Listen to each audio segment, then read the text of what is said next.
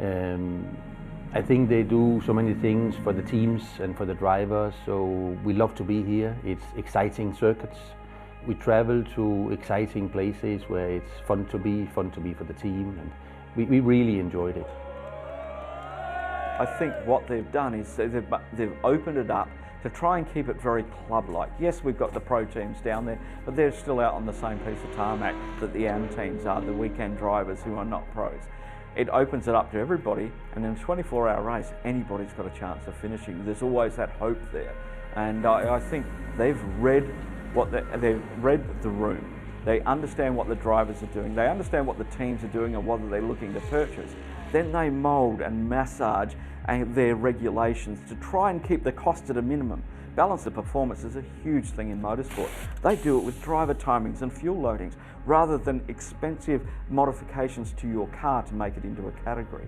That is what's really attractive to teams who are looking at a budget racing series. Well, there's no such thing as budget racing in motorsport, but to keep the costs under control and travel.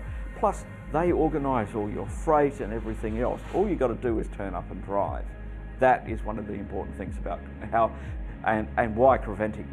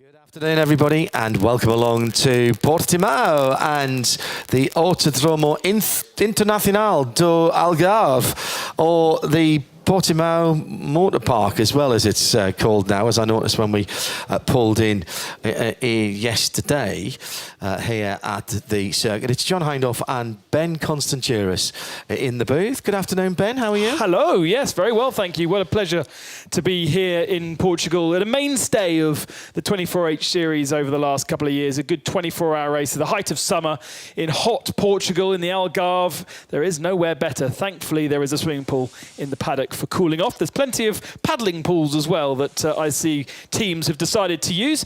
And it is the first of our 24-hour series races in Europe, with Barcelona coming up in September. Yes, that is the 24-hour race, of course, and that is, I think, one of the highlights of the season. The 8th race of the season, which should have been Sebring, that's TBA for us, because that's not going to happen. World logistic problems, you'll have heard about it with everything else. It's made things rather difficult for Creventic. So rather than risk that, we're going to have another race that will take over from that. Not sure where that's going to be. That won't be announced this weekend, but as soon as Creventic know, they'll let us know and we'll let you know. That's kind of how that works. Lots of options up in the air at the moment, and it might not even be the same dates as Sebring, but we'll bring you that as quickly as we can. Down in the pit lane is Diana Binks, enjoying the very hot sunshine this afternoon. Good afternoon, Di. How are you this afternoon? Good afternoon, everyone. Yes, very well, thank you. We're down here, as you said, in the pit lane. I was staying in the shade for as long as possible, but we're getting ready for the TCR qualifying, which is about to get underway. Some of the teams are already lining up behind me. You could probably see the lights over my shoulder there.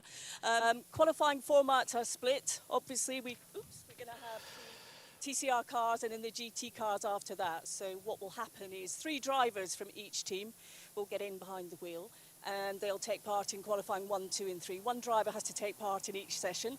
That's 15 minutes long, and then there's a 5-minute break between that just to get ready for the final run, Q3. So very, very hot down here. 56 degrees, I think, is the temperature at the moment. And everything is really, really hot. You know, everything that the team and the crew have got to pick up from the garage to deal with the cars is incredibly hot, so a lot of caution going on getting ready. Strategies have sort of been put in place now by all the teams. They realise, you know, tyres are going to be a major factor here, but the heat is not going away anytime soon as those engines start to fire up down here, John.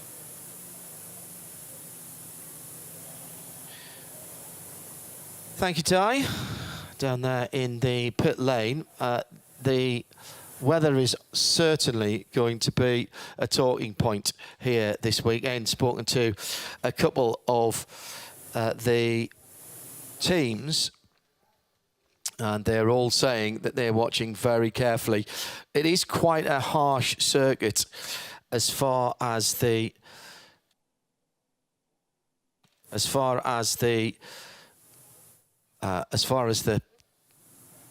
degradation is the word I was looking for there, is concerned.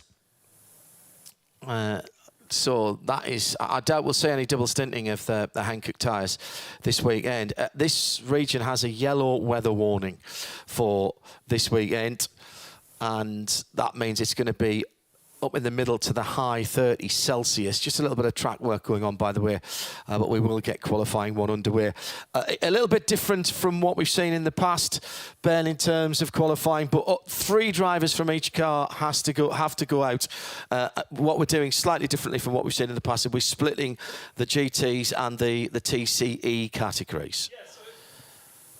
Yeah, so we had, at the start of the year, changed this format from where we had individual classes and a single driver participating in qualifying to this kind of WEC-style qualifying circa 2012, where for the majority of our races, it is the 3 drivers qualifying the car. But of course, with a 24-hour race, we have the opportunity to see maybe 4 or 5 drivers per car. So therefore, we are selecting the drivers, with the AM driver needing to go out in this first session. And we're combining the 3 sessions to make an aggregate time per car to sort out qualifying.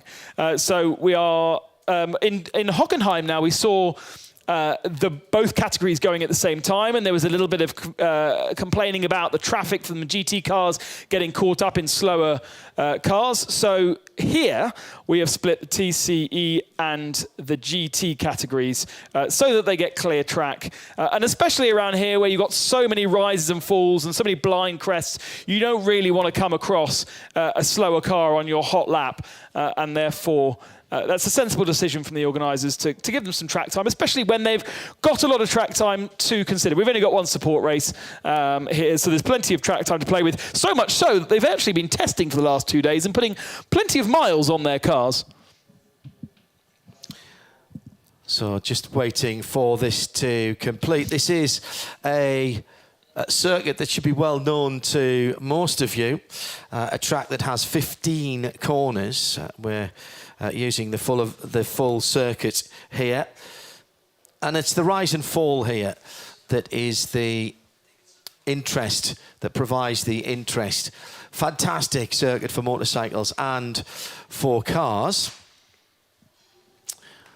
Really a circuit, I think, that tests pretty much everything of the cars and the drivers and the suspension engineers as well. And it is a favourite for testing in the winter season, isn't it? Because we're obviously being down at the Algarve, we've got a good climate in the winter. We've got a fantastic kart track that you can just see disappearing out of our drone shot there, which is very, very popular with teams and drivers coming down here to base themselves in the Algarve and then get themselves plenty of track time. We've seen Top Gear use this circuit for their very best track tests, and of course, after many dreams of Formula One coming to this circuit, I think back in 2008 when it was built, it was used for the first couple of years as a Formula One test venue, but finally they got a Grand Prix over the last couple of COVID-affected years. It was built as a test venue, and then out-of-season testing was banned, of course.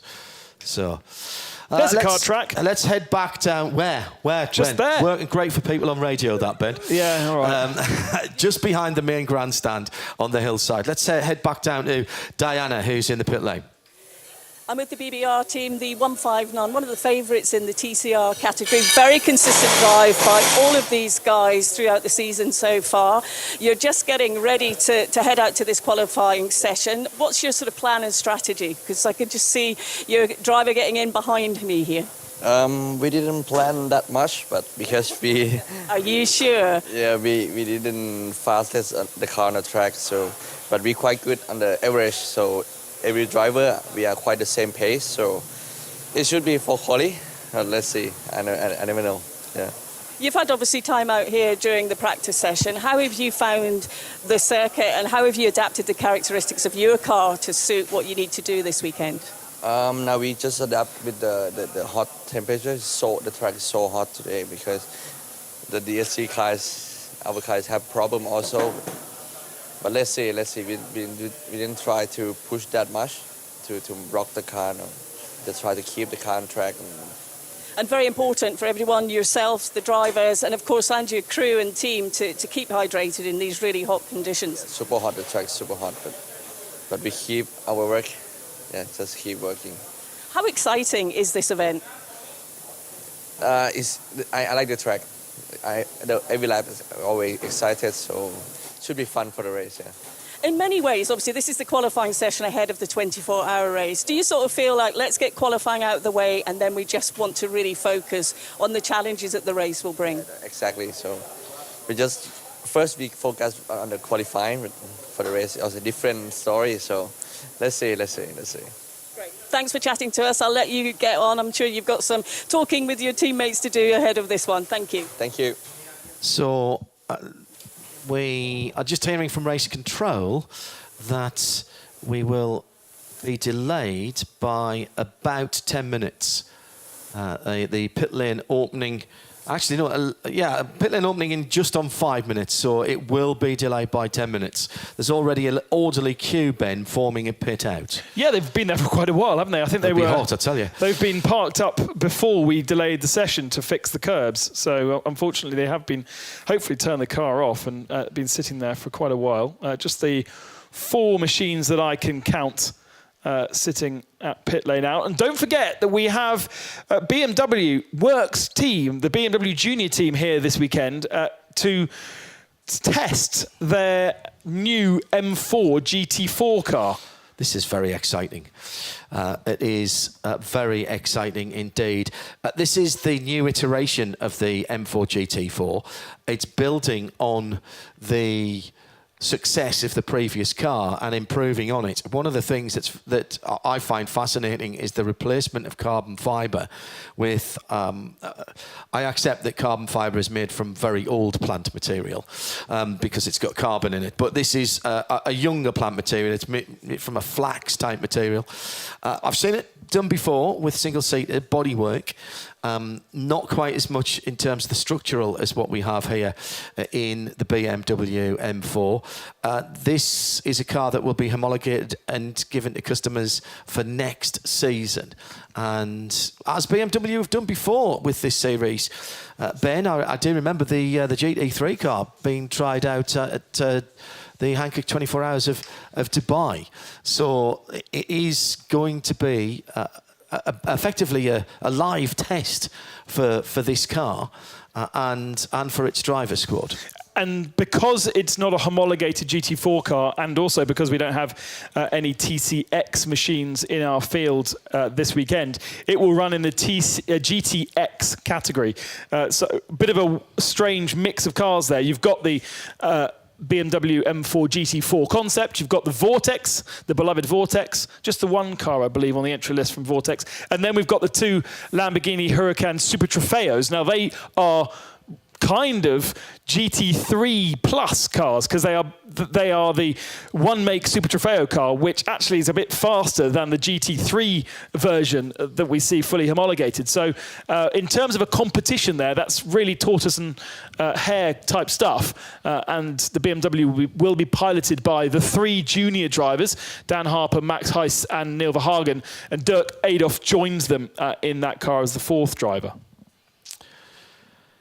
So coming round to about 3 minutes to go.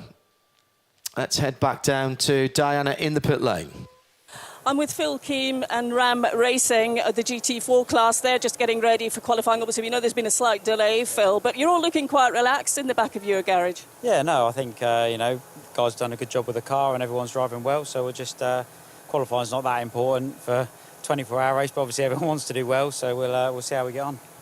Is this a circuit you love the challenges of? I know you've been here in the historic event, so you've got a knowledge of the track, a very different car, of course, now, but your experience, what do you bring from that coming into this weekend? Yeah, I mean, it's a fantastic circuit, you know, it's very technical and probably arguably one of my favourite tracks in Europe along with Mugello, so, you know, I guess to have some circuit knowledge, you can help the guys out, and there's a lot of time to be found, you know, by having some knowledge of the circuit, so I'll try and pass that on and help them as much as I can. And how are the team feeling ahead of this? You've got a pretty new team around you, haven't you, for this weekend? But everything looks very calm. Yeah, no, they're a great bunch of guys. Everyone works together like a, you know, dysfunctional family, I suppose. So, you know, it's all very relaxed and chilled, and we'll, you know, see what we can do in qualifying. So what are your expectations on this qualifying session? You said for you, you're not too worried about where you actually end up qualifying. It's more about the race, but I'm guessing most drivers like to be as far up as they possibly can. Yeah, I think we're all aiming to be on pole, aren't we, like you always do, and you know, if we're not pole, it's a 24-hour race, so it's not that important, so we'll see how we get on. All right, Phil, thank you so much. Cheers, thank you. Fabulous Phil Keane. Formerly the Stig, of course. I think we can say that now. We allowed? Well, I just did. So, ready to go in about 20 seconds. And Phil Keane sharing that Ram Racing Mercedes with the Bentley Bell from Slovakia. And that one of the reasons why that car is here is Katerina, got to make sure we say this right, Kivalova. She is the only Slovakian in that squad of 3 other Brits. with John Minshaw expecting to take the car out for this first session. Green flag at the end of pit lane, so we will now get a chance to see what says on our screens as the TCR GT4 cars. And of course, therefore, we won't be seeing that Mercedes yet, because that will be in the GT3 category, which will share its qualifying with GTX and 992. So, cars to be seen here, GT4 and TCR, basically. And here is the BMW GT4 of Team ACP. So, that's interesting. This is an older version of what we will see in the GTX category. So that's going to be one to get our head around. This is the car that is able to participate in GT4 series at the moment, whereas the concept car we'll see in the next session is yet to be homologated. That's the easiest way of putting it. And we've seen ACP Tangerine with us throughout the season, but not with this driver lineup. Very elegantly put there, Ben. Thank you for that. Was it? Yeah, I like that. I like that.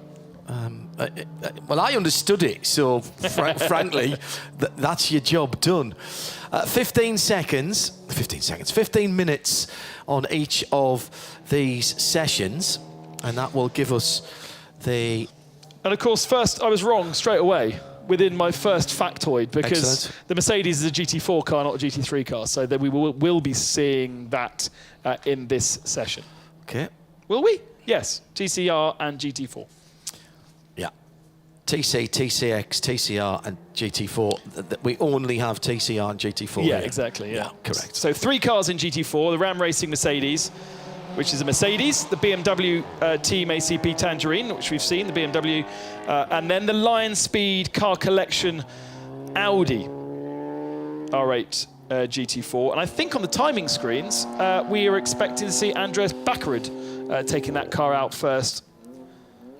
That will, of course, be updated once that car goes out onto circuit. The Billionaire Boys is the TCR machine that we are following right now. BBR, now a 2-car squad from Thailand. They've got plenty of cars, drivers on their entry list.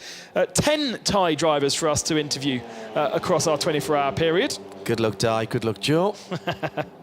Worth noting that the 159 car is the older spec Cupra DSG, whereas the 158 for this round, which is different to previous rounds, is the newer Competition. They look quite different. Even from a side angle like that, you'll see the difference between the 2 cars. Yes. And there is a brand new version. There's an Evo version of the Cupra and the Audi. But I don't think we've got any of those here. They're very distinctively different and incorporate a huge amount of improvement, both in terms of aerodynamic performance and serviceability and adjustability as well. The Ram Racing GT4 with an awful lot of pinstripe tape on it. You had a good look at this, didn't you?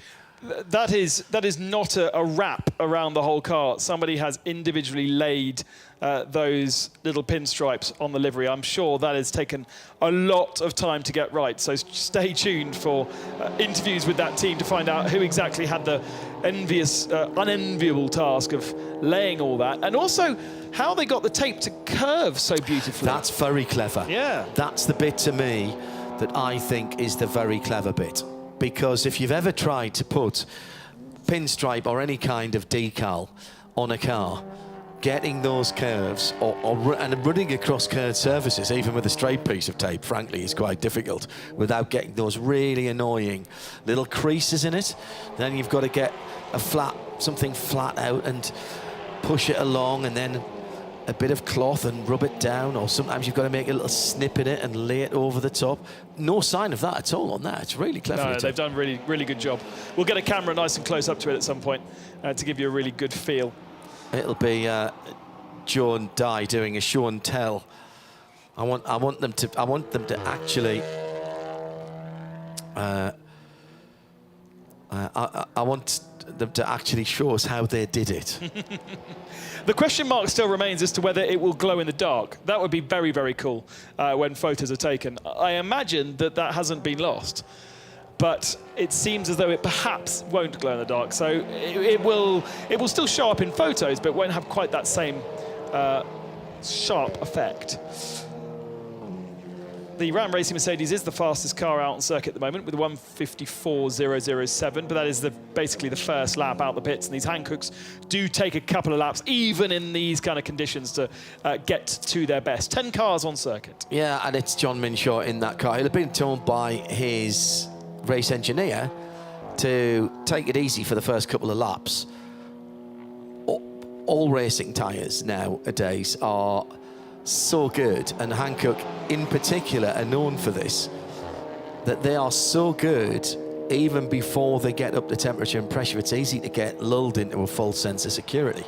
So before you've got the temperature up, so before you've got the pressures up, so before you've got the sidewalls of the tyres themselves, which is the bit between the tread and the wheel, which actually forms part of the suspension of the car, when you think about it. Before you've got all that to the optimum, you're actually getting a whole host of grip from the flat part of the tyre on the road. The problem is, if you start riding curbs and pushing too hard early on, you are really putting at risk the inner sidewall when you come back on to the track if you're dropping tyres over. Oh, that's a big spin for Bakkerud. Out the final turn. No, it's Daniel Miller aboard that Lion Speed machine. And that is sorry to interrupt you, John. That's that's the last corner, which I would have thought in a GT4 car is probably flat out. So somehow he's lost the rear end of the Audi, and round it went, kept it out the barriers, kept it on the circuit, and lives to fight another day. But that would have been a squeaky bum moment. That was the 499 Lion Speed by Car Collection GT4 Audi. The red and white car on the left-hand side, red and black on the right-hand side, or red and dark blue, I suppose. Not pretty, but it confuses the witnesses. Back end just breaking away. I'd suggest that was the loaded left rear tyre not up to temperature and pressure at that point, and being leaned on a little bit hard. Looked rather though as though Daniel was maybe trying to pinch the corner as well, and still had a bit too much right-hand steering lock on, and that was loading up the tyre even more. That is such a quick corner. You want to get out of it quickly. Very, very deceptive.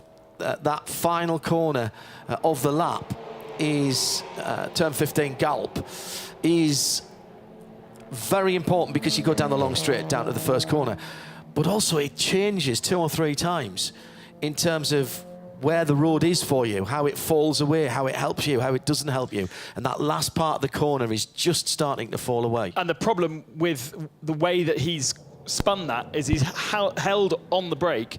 All 4 wheels have locked up and have been locked up for a long period of time. So all of those tyres will now have a decent flat spot, and he'll have to bring that back to the pits. Do you think he'll be talking on the radio like that? However, John, remember the new rule for this weekend: you can't change your tyres for the whole of the qualifying session. Yeah. Unless they're punctured. So now he needs to do it again, put 4 holes in them all. No, I don't think he'd get away with that. And then get himself a new set of boots, because I don't think he's going to be allowed to do anything here.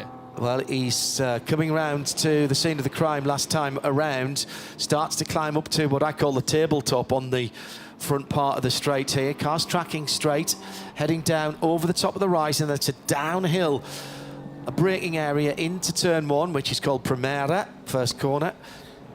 Steer out, don't do the little chicane, that's good. Through the kink at turn 2, exceeding track limits for the number 188, that's the AC Motorsport Audi. That'll be a drive-through, I think. Exceeding in free practice. Yeah, so they were sponsored. They were spotted, rather, through John Minshaw for another lap on the Batmobile, I suppose we're going to call that Mercedes. Exceeding track limits around Portimão circuit is so easy to do, because not only have you got lots of blind apexes and blind exit points, you also have very flat curbs. The circuit this year, I think probably for the first time was a host of the MotoGP as well as Superbikes. Superbikes have been coming here for many, many years, but MotoGP wasn't regular to here because I think it used to go to Estoril. Yeah, during lockdown they came here, and they held on to it again. It's been a renaissance for this circuit, which now has the race resort as well at the top of the hill, with the very, very pleasant hotel and apartment complex. 15 minutes from the front gate. Oh, by walking. 15 minutes by walking, not even 50, not even 5 in a car. Do you think? Especially if you're attacking. It is a good road, in fairness. On the way back, the second roundabout, watch the raised manhole cover right on the exit line when you're coming back from the hotel to the track. And all the drains as well. Yeah. Apex drains. Yeah, you've got to be very careful with that. Got to straddle that one. Lestrup down in the pit lane with the 110 Volkswagen Golf GTI TCR, one of 2 of the Golfs. Lestrup has been driven by Peter Falstrom. Yeah, and they were 3rd in Hockenheim, our last round of the championship. It was middle of May, so you've got to cast your mind back a few months to our last round, which was a 12-hour race of 2 6 hours. Or was it 5 hours and 55 minutes and then 6 hours and 5? Something like that. Spa was similar, but with a bigger split between the two 12-hour parts of the 12-hour. And, of course, starting the year with a 12-hour Mugello. So this is the first 24-hour for our European encounter. But, of course, we started the season in Dubai with the champion of the continents. That was our 24 hours. We'll go to Barcelona in September with another 24 hours, and then as yet unknown venue to finish off the season. But as part of the champion of the continents, you would hope and expect that we might be outside of Europe, but it's going to be so tricky with the current climate that we have right now. 3 cars, make that 4 cars in the pit, as in comes the Team BBR Cupra, the 159. Oh, not quite flat out in Viper Nisa Cupra through that final turn, just riding on board with the car. You could hear there was just a nervousness. The front tyres, of course, doing all the work in our TCR cars. And so it would have just started to feel a bit understeery. Our driver in that machine right now is Douglas Koo, and they are the slowest of the 10 TCR machines. 2 minutes to go of this first of 3 15-minute sessions. Thanks for joining us live in sound and vision across the Radio Show Limited network of channels via the Hankook 24H series YouTube as well, and a number of syndications, all live, all free. 165 is that Viper Nisa Cupra going down to turn 5 hairpin. The Torre VIP hairpin. So this is a change to the regulations for the first time in our sessions. Previously, in our split 3 sessions, you could have a set of tyres for each of the sessions. So driver comes in and then gets a new set of boots, goes out again, and you'd have that throughout the 3 sessions, which meant each of our 15-minute sessions were full of action. Yeah. Now we are seeing our first driver setting a time and then saving tyres. Yeah. Because they don't want to take too much energy out of the tyres for the later drivers, who are the more experienced drivers as well. Yeah, exactly so. So that's the change to the regulations. And you can't add fuel either, by the way. So the fuel that you've started with has got to be enough to get you to the end. Now, I'm not an engineer, as many people will know, but I know more fuel is more weight, and more weight is longer lap times. Therefore, you are not going to fuel the car for 45 minutes of running, are you? Yeah. You're going to fuel the car for as few laps as you think you can get away with in each of those sessions, because every, litre of fuel is a kilogram. 0.7 of a kilogram. I'm reminded by Joe Bradley, who's in the booth with us. He used to have to do those calculations. So round here, I'm not sure what the TCR cars will be burning, but it's more than a litre a lap, isn't it?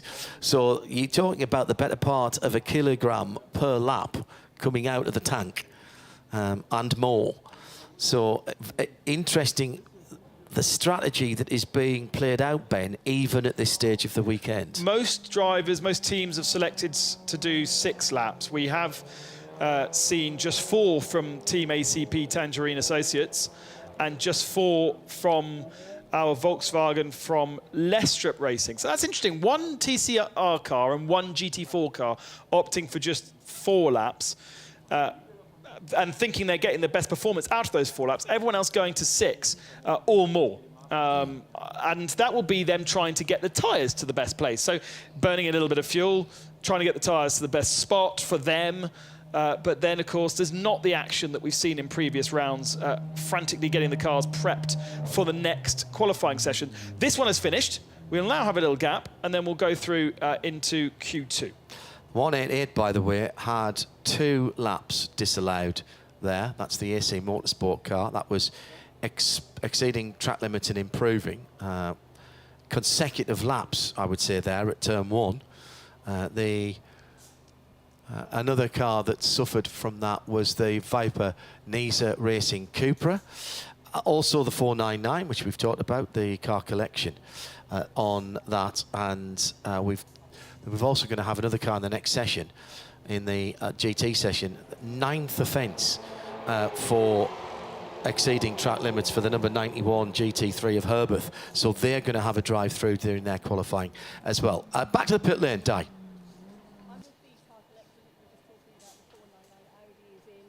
Daniel's jumped out of the car, but he doesn't want to talk to us just at this moment. I think he's just getting a drink and talking to the team. But Patrick, his teammate, is going to have a chat to me. What were you thinking watching on the screen there when you saw that spin so early on?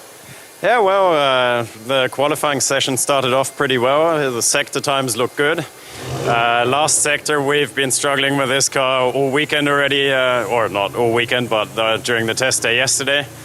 It's a tricky corner, especially coming over the crest. It's a heavy car which rotates a lot over it. So yeah, unfortunately he lost it there, but he put together a great last lap afterwards. Came back strong. So that's that. Nothing happened. We continue racing. That's it. He recovered incredibly well and obviously experienced enough to know what he needs to do. But this is a circuit that does throw up unexpected challenges at any time. So you're always being prepared for that. And it's so early on into the weekend.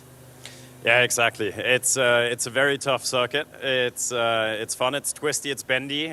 You don't have a lot of time to relax here. But no, it's challenging and we love the challenge. That's why we're here. A great driver lineup with you this weekend. What do you think you all bring individually to this? Well, we basically have a wide variety. We have Dan Miller, who's extremely fast. It's actually his first 24-hour race this weekend, first time with Creventic. So that's going to be great. We have Jose Garcia with us. He's been running in Spa and Sebring with us already. So that's that, and we have our rallycross star who has a lot of experience in race cars. He's raced basically anything with a steering wheel and 4 wheels on it. Not on track, more off track usually in the rallycross world, but he's also doing a fantastic job learning how races are when they're longer than 5 minutes. So it's going to be fun. We're all here for a good time, and that's it. Yeah. What are going to be the biggest challenges, do you think? I think the biggest challenges for sure, one are the heat. Secondly, the R8 GT4 is a relatively heavy car, especially here on this twisty, bendy track. We will struggle a bit with tire performance, I assume, just due to the weight and all of the turns in the track. But that's what we're all fighting with. So it's who manages it best. Patrick, for the moment, thank you so much for your time. Thank you. Diana Binks down in the pit lane. It's Ben Constant and John Heinhoff, and once again the BMW, the green and black BMW is out to go out first. That's Team ACB Tangerine Associates. Not a hint of Tangerine on that car. And now this is where you've got to get your calculators out or your pieces of paper, because we move from a single lap to an average of the laps completed in each of the sessions. So by the time we've done 3, we'll have 3 driver times, and then the average of that will set the grid position. Warum fahren die normal, Fabi? So heading down. Warum fahren die jetzt nochmal? Heading down to the end of the pit lane, and we are green for the second of the sessions. Team ACP out with Wim Spinney behind the wheel. Wim Spinney, the GT4 driver. Jasmin Preissig is going out in the number 116 Audi from Wolf Power Racing. It'll be Sandy Stuvich for the 158 Cupra Leon Competition of BBR. Patrick Olofsson in the number 110. That's the Lestrup Volkswagen Golf. And who else have we got? It is Anders Bakkerud, our rallycross star. Shouldn't he be competing this weekend somewhere? Well, there's the penultimate round double header of the Rally X Nordic Championship, so the national championship of rallycross in Norway, although really considered the rallycross across the whole of Scandinavia. And I'm surprised that he's not there, but it's great to have him with us. We've seen him previously at Spa, I think, and we also saw him with Johannes Kristoffersson, the world champion. He is the European champion in Mugello. They shared a car, I think. So plenty of showing here, and Andreas looking very happy with his little Fiat 500 in the paddock last night. Well, if that's what you get when you go to your stall, that's what you get. To be honest, if anybody said to Andreas Bakkerud, would you like to come to Portimao for the second week in July? I think he would be very happy to, and I'm sure that they're not staying anywhere near the circuit. I'm sure they enjoyed the atmosphere of Portimao last night. The atmosphere, I like the way you said that. Kantahik Kusiri is out in the second of the BBR. That's the car that's been the most successful for that team. That's another one of the Cupra TCR DSGs. Yeah, leading our championship after winning in Mugello, winning in Hockenheim. I don't remember why they didn't win in Spa. They were right at the front of the field. They had an accident at the final corner. With brake issues. With brake issues, and ended up in the escape road. What's curious is they're in the less modern car. So we've seen them. We've seen them in the more modern Competition, but here the 159 car is the Cupra TCR DSG. So it's the older car. Yeah, you're right. So they kind of, I don't know. You'd assume that the faster would be the newer one. 2 drive-through penalties for AC for ignoring the first drive-through penalty in the first of the 15-minute sessions. Oh dear, with 12 minutes to go, that's going to take a lot of time out.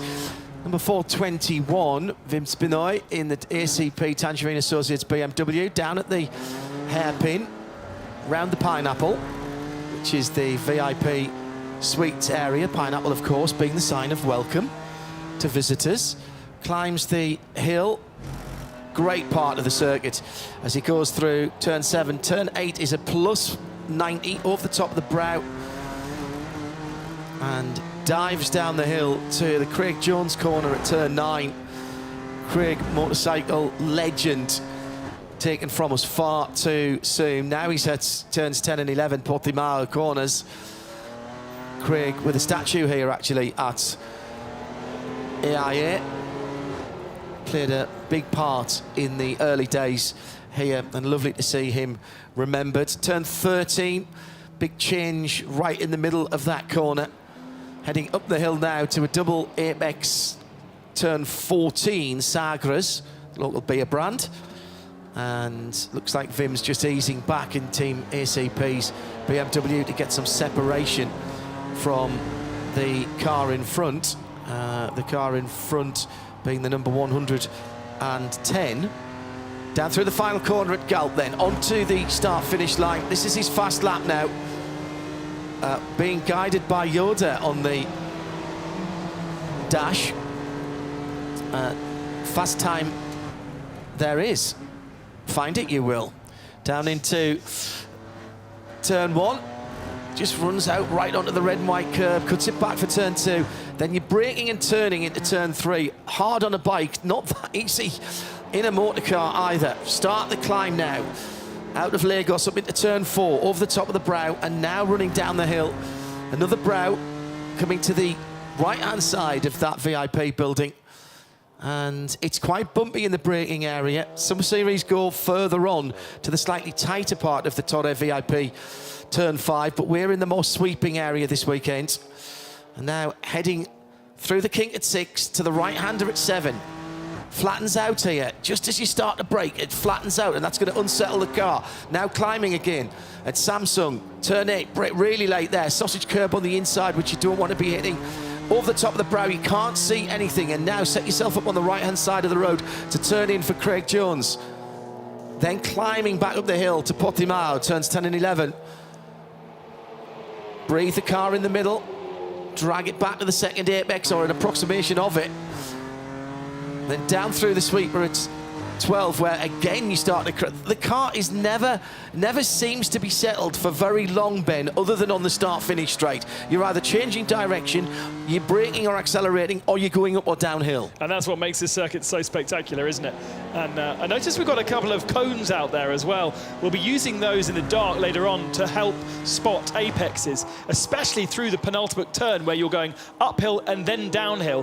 Very, very hard in the dark to have any kind of reference points whatsoever. And there is no additional lighting here this weekend, so the dark will be exceptionally dark. We've got night practice, we've got it live for you coming up later on, and it's going to be worth watching, so stay tuned. We've also got a Porsche GT3 Cup race that we'll be talking about on the video stream at least. Let's take a look at some of the times then, as we're waiting for the averages to kick in. 154.202 for John Logie in the number 405 GT4, the Mercedes, and that is good enough to take their qualifying average to a 54.1, which is 0.6 of a second better than Jasmin Preissig in the Wolf Power Racing Audi RS3 LMS TCR.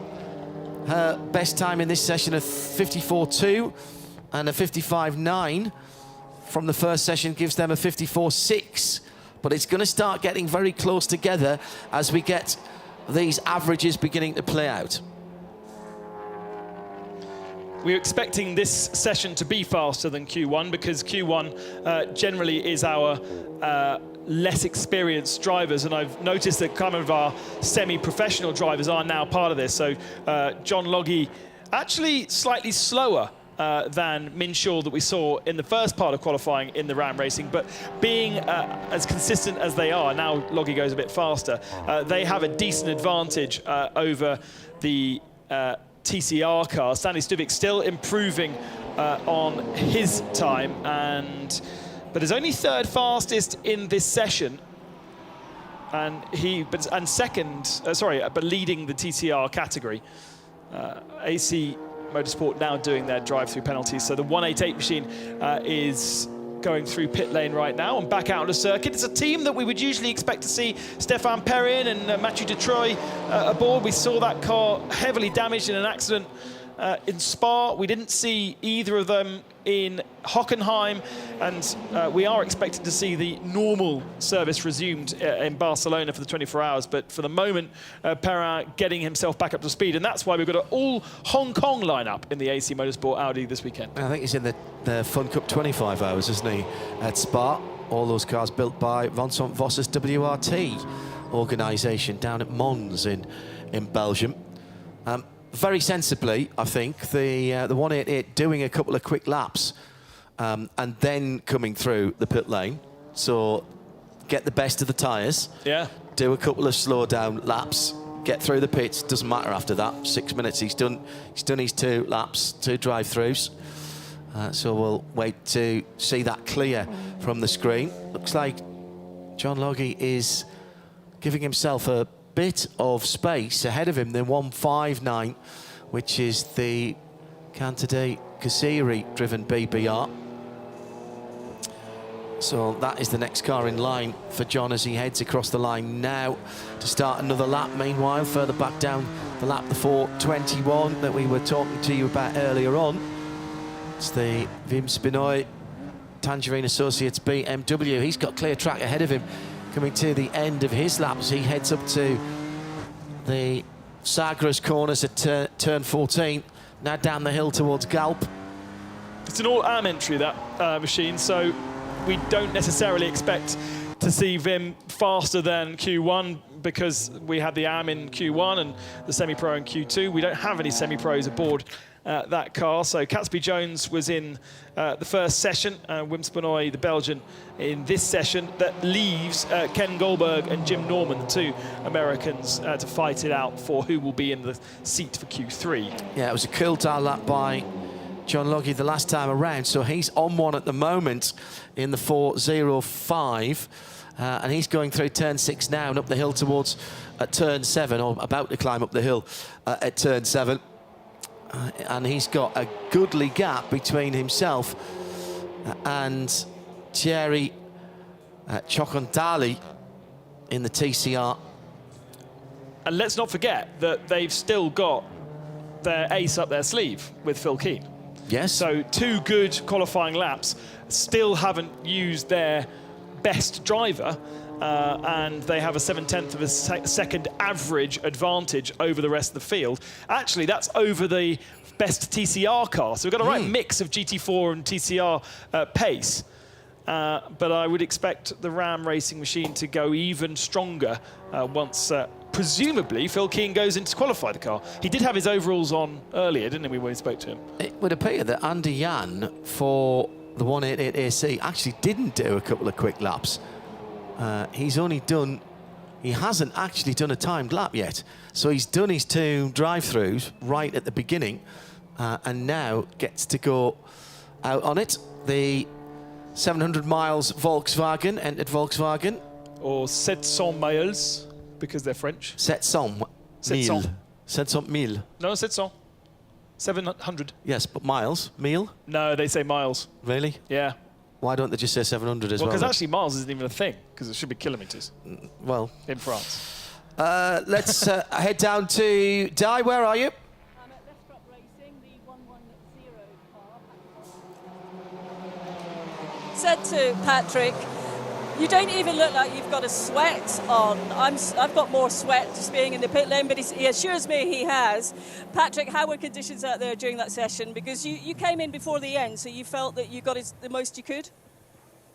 Yeah, we had to save some tires for the third one.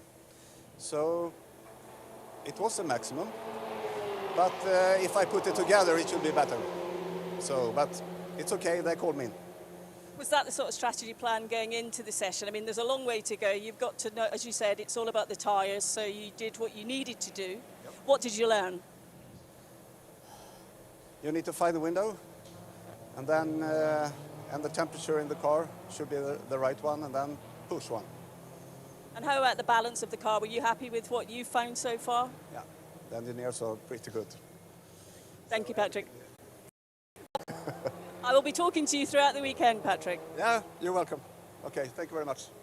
And Sunday, of course, is when it counts. 2 very, very hot days coming on Saturday and Sunday. Temperatures in the mid to late 30s Celsius are what's forecast. The local radio station is broadcasting a yellow weather warning for severe temperatures. They're used to it being pretty toasty around here. But it is going to be particularly warm this weekend, and for once I think Ben and I have got the best of the job allocations this weekend in our very well air-conditioned commentary box at the pit-in end of things. 2 drivers in this session that have gone within a 1/10 of a second of John Logie. So Logie is the fastest man in this session right now, but Sandy Stuvik was just a 1/10 slower than him in this particular session in a TCR car, let's not forget. The other man who was a 1/10.5 slower was Andreas Backerud in his Audi R8, so in the GT4 category. So we had 2 drivers that were just about within a couple of 1/10 of John Logie. The fastest driver that we've seen on circuit so far was John Minshaw in Q1, who did a 54.007. And he was the only one in the 54s in that first session. So actually the average is much closer between our drivers right now. The average is more affected by that first session where we had more AM drivers. Improvement last time around for Andy Yan in the AC Motorsport. He and Dominic Ang both improved last time. The Viper Nisa driver as well with a 158.7, a 156.366 for Andy in AC. And I think they're the only two cars out in the circuit at the moment. Yes, they are. Checkered flag is out. They can finish this particular lap. Ang in the black and green VW Golf GTI. Did we have a race control call on on 405's lap? Because John Loggie did do a 153.7, which we reported on quite early on in the session, but according to timing screens in front of us, they're only taking a 54.2 as his best lap. So yeah, in that session, cars that lost laps were the 421 Team ACP, the 116 Jasmin Preissig, the 405 and the number 110. So almost half the field there. So Patrick lost a lap as well for Leicester Racing Team. Not sure why that's showing on one version of my timing screen and not other. But there you are, and there you have it. Just waiting for two cars to finish their laps. The AC Motorsport Audi RS3 with its lap time in this second session up to 7th position now. And Dominic Ang, who was, I thought, on a lap, but pulls his car into pit lane, so bails out on that last attempt. I would have thought there's still some pace in Andy Yan's car. It doesn't seem so. He takes a checkered flag. Did he take the checkered flag in the pits, or was he out on track? I think he is in the pits. There he is. In the pits, yeah. The reason I couldn't see it on the other screen is that I had two different screens up. One was the messages and one was the penalty screen. So, yeah. So, finger trouble from Hindhoff. Not exactly, in fairness, headline making down through the years. So that is Q2 done then. Checker flag out. We then have a little respite to get our third drivers in the car. No changes, no fueling. You can do tyre pressure changes, but you can't take the tyres off. That poor Audi must feel horrible in the hands of Andreas Bakkerud. With they haven't changed those tyres. I didn't think we saw any changes for the Lion Speed by Car Collection Motorsport. So they are certainly driving a wounded animal, which will be easy to fix once they get those tyres off the car. I don't think there's any rule to say that they have to take those tyres into the race, though. These are just tyres that they have to keep on for qualifying. They can if they want to take them into the race, yeah. Yeah, but you wouldn't want to. Yeah. So little break, as we've mentioned. Here's how it stands then. Ram Racing at the top of the standings with a 154.1 average. That's a good 7/10 on the best of the TCRs with the number 116 Wolf Power machine. And in third, the second of the TCRs, that's the better placed of the two. BBR's the 158.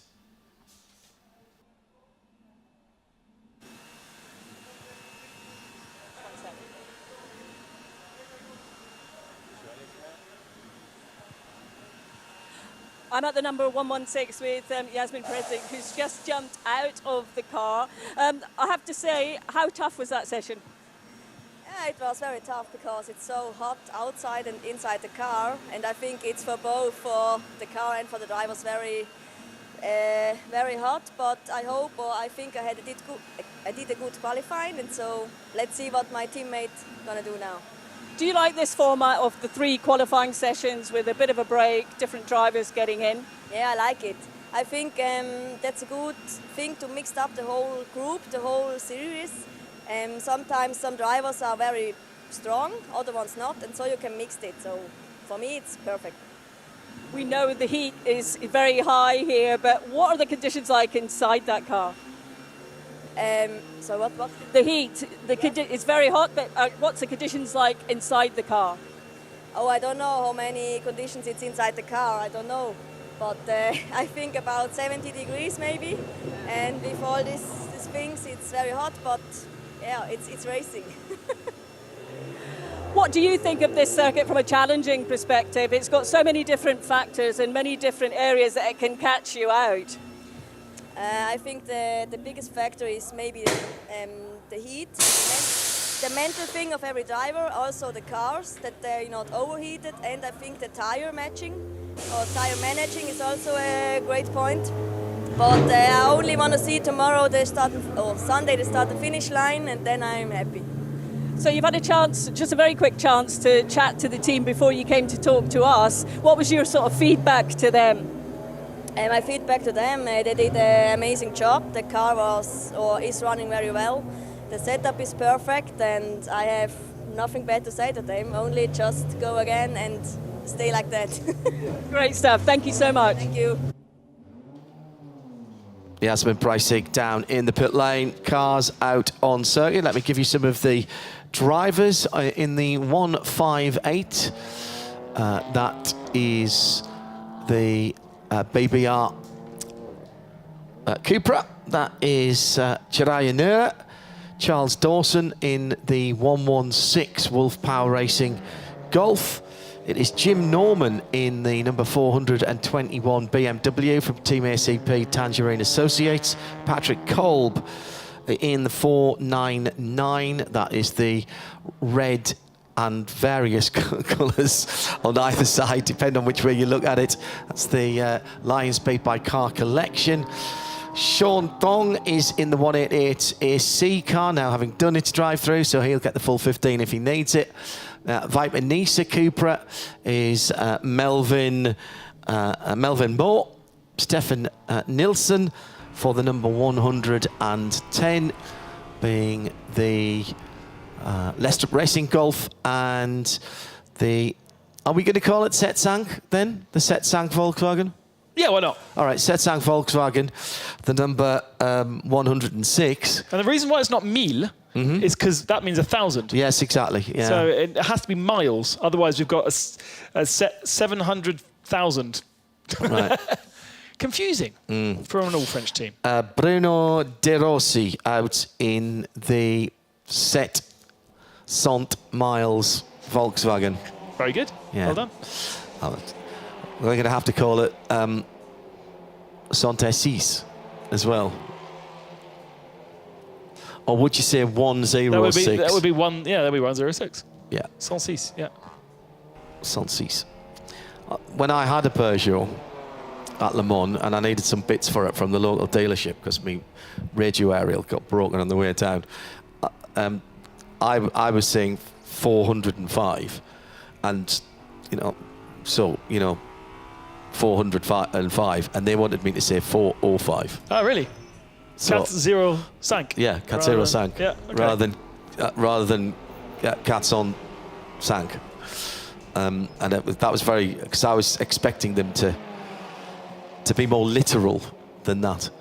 Patrick Kolb giving the Audi a real wrestle in the first part of this lap, throwing it into some of the slower corners, getting it a bit of a swapper on, and then getting the power down to really spin up the car. So at the moment, the Lion Speed by Car Collection Audi is down in 6th position, having had Bakkerud on pace, but Daniel Miller in the first part of qualifying having that spin and then not having the confidence. So Kolb's got a real mission on his hands here. 3rd in GT3, represents last in GT3, but he's not far off the Tangerine BMW M4. Oh, he's round again. Ooh, nasty. He was really hustling the car, and it's unfortunately gone round with him. Can't be a pleasurable feeling because he's got horribly flat-spotted tyres on all 4 of those corners, and unfortunately yellow flags come out at turn 3. Is that where he was, turn 3? Yeah, okay. Yeah. So start of his push lap. Yeah, first proper braking zone, basically. And he was talking about the weight and the weight transfer in this car, quite a heavy car. And of course, the first time you properly get on the anchors is turn 3, because turn 1's actually quite fast. And again, maybe the rear tyre's not quite up to temperature, so the car rotates. But he's all good and carries on. Ben Constantinos and John Hindhaugh in the booth. It's Diana Binks back with us and down in the pit lane. Joe Bradley will be coming on shift for the next part of the session. Still 10 minutes to go in this one. Be interesting to see how much time these... I suppose being the last drivers in, you can leave them out as long as they want. If they think they can go faster, then go faster. Yeah, if you're not going to be using these tyres again, and for me, I'd be putting them firmly in the bin, or at least to one side for later. We've got Phil Keane out in that Ram Racing Mercedes GT4, so as expected, the car should be at its fastest, and probably it'll be the fastest car out on circuit that we have seen in this qualifying session.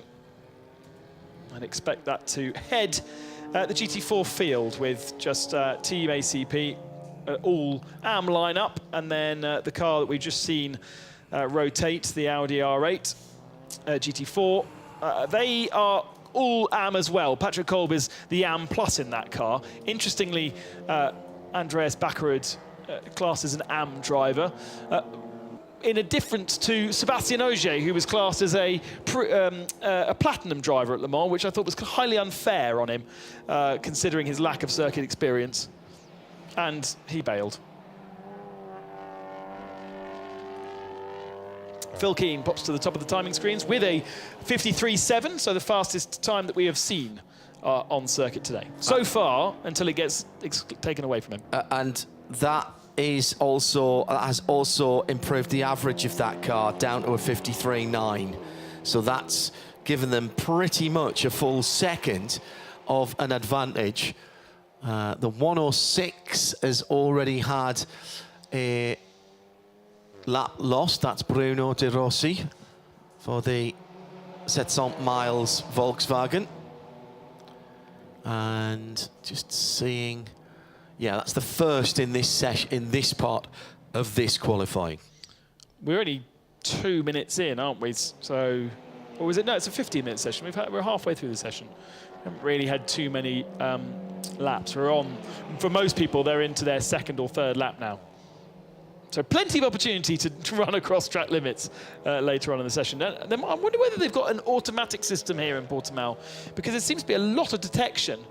And I don't imagine there's that many marshals manning all the different zones that need to be kind of watched, because a lot of corners where there's the opportunity to gain time by doing so. And usually it is a human doing the watching. But if there is an automated system, then it makes life a little bit easier.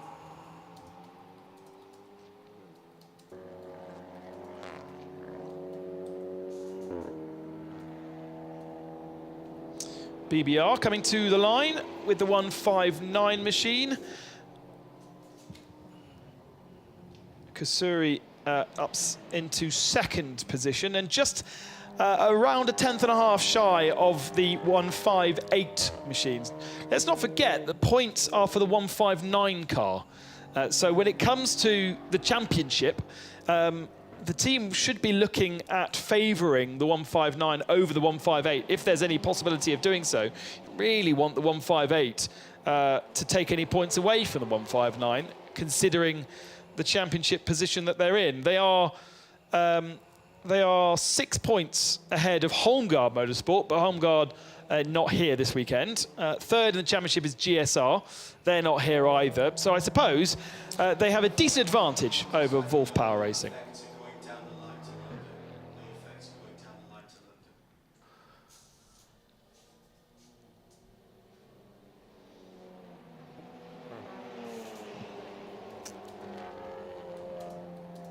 BSR looking like they're pushing again. So it's good to see that we're not getting people going in to the pit lane to save tyres in this last session. And there's plenty of green and purple sectors out on circuit. Phil Keane's now down to a 53.2, so he's found another half a second.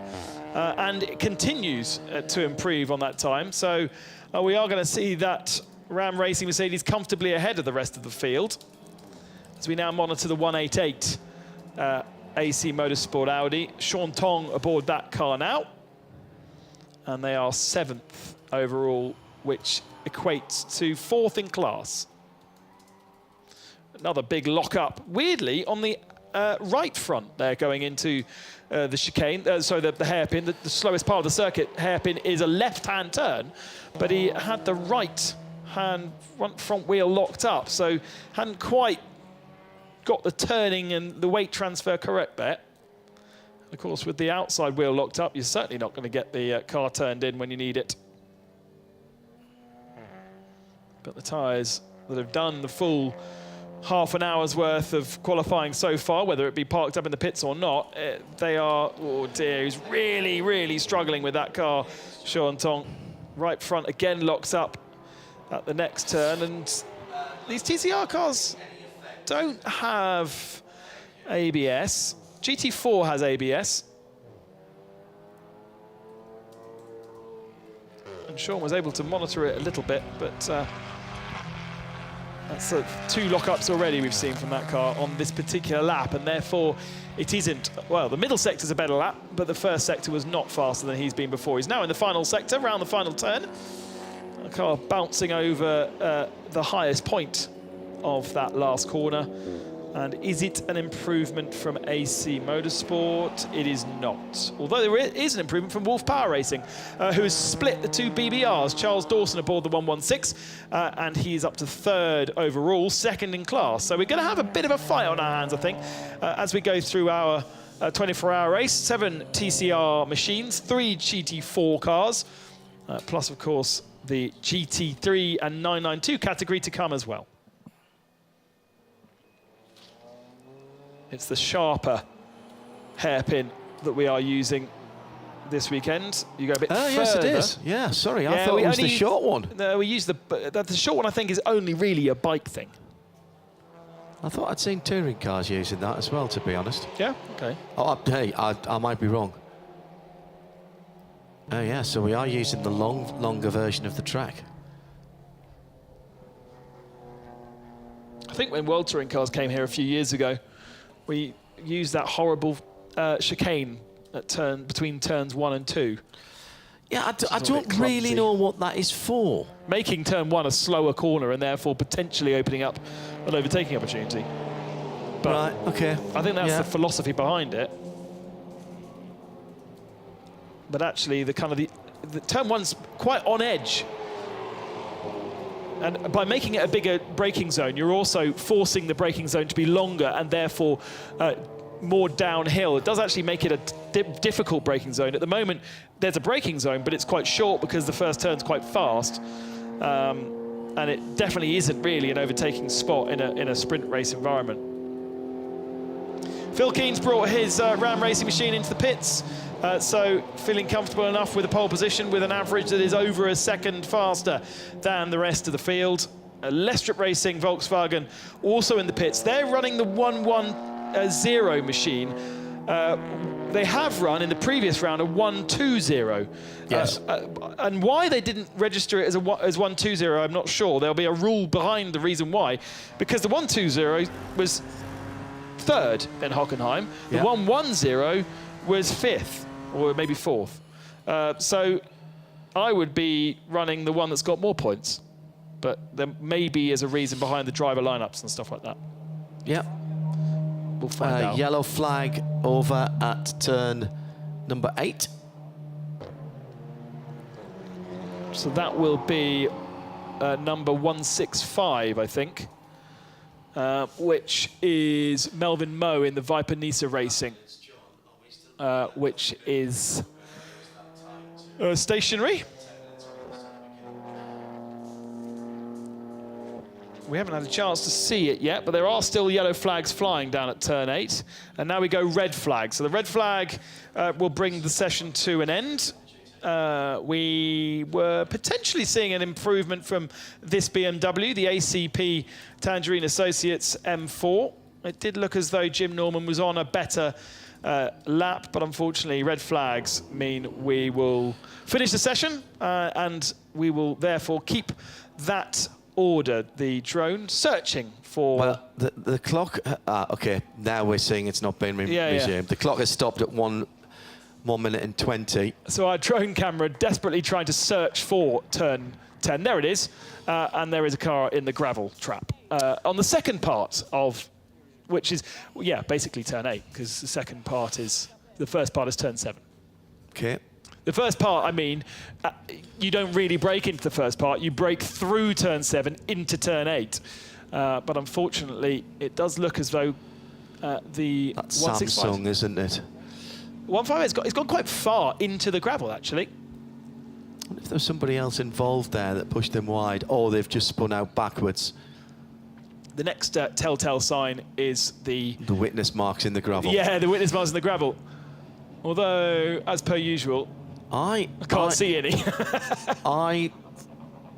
I can still hear, I think I can still hear the car running. This is, we think this is the Cooper, the Viper Nisa car. Yeah, it's Viper Nisa. Yeah, he's actually gone sideways into the gravel trap. You can just about see agreed. now. So that was an interesting off. I'm not sure he got all the way to the green and white banded part of the tyres up at Samsung. So actually, that's kind of quite a common accident there, because you come through turn 7, which is a kink, and you are braking and turning at the same time. And in a front-wheel drive car with unladen rear wheels, it's quite easy to get the rear wheels, the rear to swap ends. Then you're sideways, and then rather than trying to get out of it, in a front-wheel drive car, you probably could just bury the throttle and get out of it, but unfortunately, he's just panicked and all 4 wheels locked up and slid into the gravel trap. So a little bit of a recovery from them. There is the Ram Racing Mercedes GT4 car, which is our pole-sitting car. We've spoken to Phil Keane already. John Minshaw and John Loggy, the other 2 drivers, to set times in the session. Katerina Kivalova will take her turn tomorrow. She is the Bentley Belle. Plenty of historic car racing experience, less GT4 racing experience.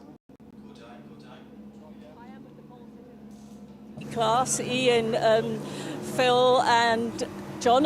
John's just doing up his overalls there so he can chat to us. But congratulations, guys. How satisfied are you all being on pole for this race this weekend? Start with you, Ian. Very happy with that. I think all 3 of us got the times that we thought we would get, so we're quite a bit in front of the other GT4s, so delighted, I think.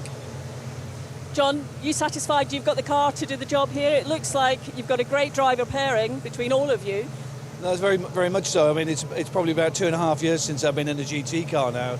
So to come here and sort of, although I know the circuit reasonably well with the historics, you know, to be on pole, it's a great result. And you know, I've got some great team members, and I think the average over the whole stint for us now, it's looking, hopefully, fingers crossed, favourable.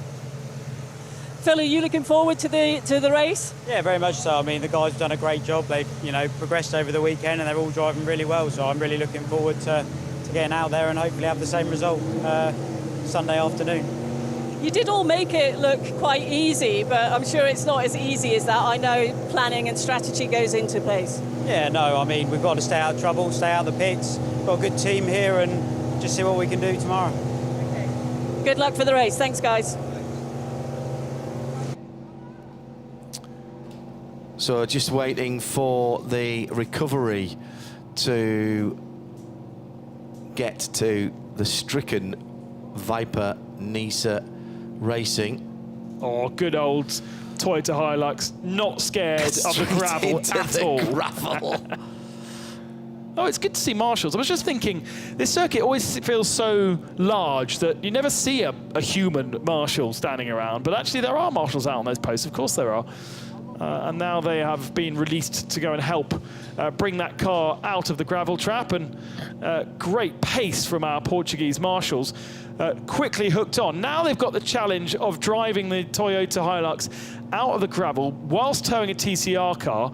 Of course, 4-wheel drive, but is this going to work? It beds itself into the gravel, and, well, I think that might be stuck. Okay, we're going to have to go a bit harder this time, the rescue vehicle. So first attempt was not good. Second attempt, pull.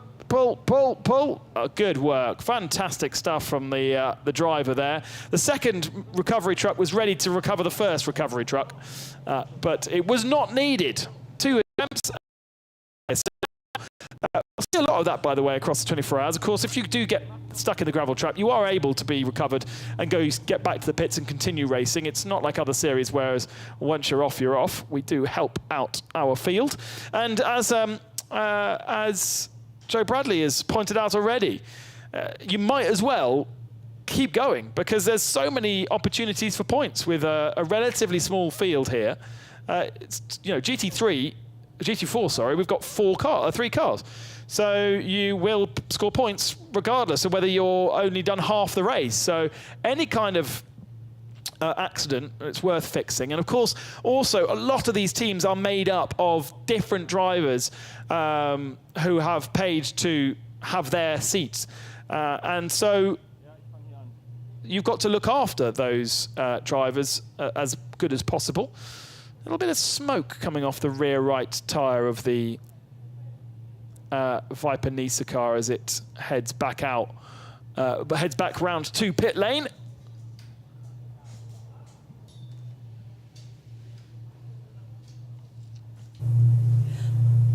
I'm with Charlie, who's I had to go into the back of the garage to get him from the 158 BBR team. He's here in the garage with us. You can see they've got the recognition outside them in the garage. You've just jumped out. How satisfied are you with that result? Yeah, the first thing, I thank you for the team, Monlau Motorsport, and thank you for the teammate for the Q1, Q2, and thank you for everyone to cheer me up. How important is it for you to have good teammates to talk about the sessions as the car's evolving and developing? I know I'm speaking to you in English, so you have your different language, clearly. How important is it for you to have that conversation? Okay. The first thing, our boss team choose the best diver in Thailand to join the team. That means how we do the best. Yeah. Do you all push each other on, encourage each other to keep pushing? Yeah, of course. Sure. And are your driving skills as a driver similar between all of you? Yes, we racing in Thailand Super Series. Yeah, and we do GT3, and me also do in GT3, and before I do in TCR Thailand. Yeah. Did you enjoy that? Yeah, thank you. Thank you, Chalia. Thank you. Got a fantastic idea, John. What? For our final round of the championship. Yeah. With so many Thai drivers, we should be going to Buriram. Surely there's somebody out there can make that one happen. I mean, it's quite far away, and I understand that, you know, traveling around the world is expensive right now, but Buriram is such a cool place to visit. Never been. Oh, I've been 3 times, both for 2 and 4 wheels, and just awesome. What did you go for there on 4 wheels? World Touring Car Championship. Right. Yeah, twice I think for World Touring Car Championship, and then once for the Superbike Championship. If you remember me commentating on Superbikes, it was a very short-lived, occasion. But I don't remember that at all. Thailand. Was that for the World Food? Yes, it was just the 4 rounds. Right. Okay.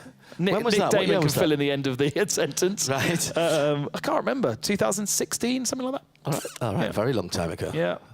So and actually, Buriram's kind of dropped off the world scene, hasn't it, over the last couple of years? There was a time where it was the place to be, and now Indonesia with Jakarta and stuff like that, they've got the more attention. Looks as though Melvin Moe dragged a bit of gravel onto the circuit. So we've got a sturdy Marshall playing football with all the bits of gravel. I haven't inspected these gravel traps particularly closely, but the stones look massive. Quite big. Yeah. Yeah, that's another hangover of motorcycles.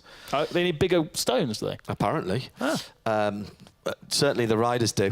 And they undoubtedly have them. At the Chang International Circuit for the Buriram International Circuit is what we were talking about. Welcome if you are just joining us to qualifying for our GT categories. That's GT3, GTX, 991 and 992. We don't have all of those categories here. We'll fill you in as we go along. It's John Hindhaugh and Ben Constantiouris in the booth, whilst down in the pit lane, Di Binks has magnificently, magically has been modified into Joe Bradley in a Doctor Who kind of transmogrification kind of way. and has been regenerated as Joe Bradley. Not sure that they've got Joe Bradley's got two hearts beating in his chest, as a Time Lord would do, of course. Can be a Time Lord. Joe Bradley's just said, I can be a Time Lord in my ear. Good evening, Joe. How are you? I've worked from a TARDIS before. I'm sure. Well, you know a police... Well, it was a police box. I was going to say, you know a police box when you see one, at least. I tell you what, guys, it may be 6 p.m. in the evening here in Portugal, but it is so hot. Bradley's got his cap on. We don't have track data here for... Well, I will ask one of our Hankook tyre engineers what the track temps are, but it's got to be towards 30 degrees out here, and it's 6 p.m. It might have cooled off to a balmy 28, but we've got the first of our GT runners. It's one of the 992 class. In fact, it's the Red Camels Jordan car. It's going to be first in the queue to get out there when that red light goes to green. There was one car ahead of it. Yes, so there is. Yeah. We've gone green as well, guys. Yes, we have indeed. And same rules apply. 3 15-minute sessions, 3 drivers. You have to start with one of your lower-rated drivers in the category. You cannot fuel or tyre the car. It's not full park firm here, so you can bleed air, you can change air pressures, and obviously you can change your drivers. You have to in between the sessions, but that's it. No additional fuel in the car and no new tyres. In fact, I'm pretty certain you're not even allowed to take the tyres off the car, take them away and bring them back. They have to stay on the car for the whole of the time that we are in these 3 qualifying sessions. It's Fabian Danz who's gone out for Red Camel Jordans.nl in the number 909. This is a Porsche 992 Cup car. And let's see some of the other drivers. Let's name some of them for you. Daniel Alleman's gone out in the 91 Herbert car. They're going to have to do a drive-through for multiple track limits infringements in the last free practice session. It's Philippe Bonnel in the 701, which should be the Vortex. Yes, it is. The 720, Audrius Bulkavicius. And that is the RD Sainz Lamborghini Super Trofeo. Philip Bonnel, we've mentioned. So who's just jumped ahead of those two? Jörg Weidinger, excuse me, in the 482, which is the BMW M4 GT4 concept. This is the debut. You get to see it for the first time. No one else has seen it yet. This is the brand new iteration of BMW's M4 Challenger. Having a bit of a run. It's Bert Redant in the Redant, number 903. Philip Wills in the 904 for the second of the Red Ant racing cars. That's the 904.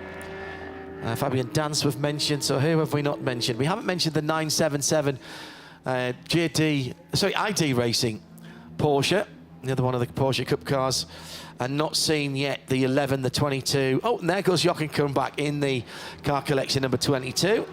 And we're still waiting to see the Lippert Lamborghini go out as well. Some heavy hitters then in the GT4 category, with Phoenix, Santalok, Herbert, and obviously BMW M entering their GTX machine. GTX has 4 cars in it. So we've spoken about this a little bit already. The BMW M4 GT4 is one of GTX. We've got the Vortex in GTX, just 1 car there, and then we've got 2 Super Trofeo Lamborghinis from Lippert and from RD Sainz. They are the random collection of GT4 cars in our GTX category. Phoenix Racing number 18 has not been out, not been seen yet down in the pit lane. Joy standing next to it. Is there a problem here? No, there's no problem. I love to see people going about things in a different way. The Phoenix Audi team, the number 18 Audi R8, still sat here, still waiting for its tyres. There's no need to get out there and pound round and round for 15 minutes. Might as well send the AM driver, who just happened to be Sven Herberger, sat in the car, baking, probably. He's got a pizza in there, be cooked by the time he finishes. They're just going to wait, and Sven is going to do the minimum amount of laps he needs to put in a lap time. You've got to have a confident AM driver that can produce the lap. Some AM drivers will take 15 minutes to produce their best lap. But Sven has probably got it in him to produce that lap in maybe 8, 9, 10 minutes. The tyres are coming out because the dollies have been removed, so they're about to get on with it. What this will enable the team to do is bring the car in with hot tyres that are still optimised and hot. The temperature won't have a chance to cool off or very as much as they would if he went out now for 8 minutes and came in and sat here for 5 minutes. That gives your second driver an optimised set of tyres to get straight on with it, perhaps next session. I don't know, I'm just surmising that, but this is the only team on this whole pit road that is sat here still. Sven Herberger is actually really an AM+. In Hockenheim, he was absolutely spellbinding, the laps and the stints that he did on the second part of that race on the Sunday, equal to Lea Earhart, who is an AM+. So they do have Michael Doppermeyer, a part of that team, who is definitely an AM, but Sven Herberger is lucky with his rating, I think, and as Joe says, he is actually capable of going out there and getting on the pace straight away, which very few AMs are. New BMW, the concept car, with Jörg behind the wheel.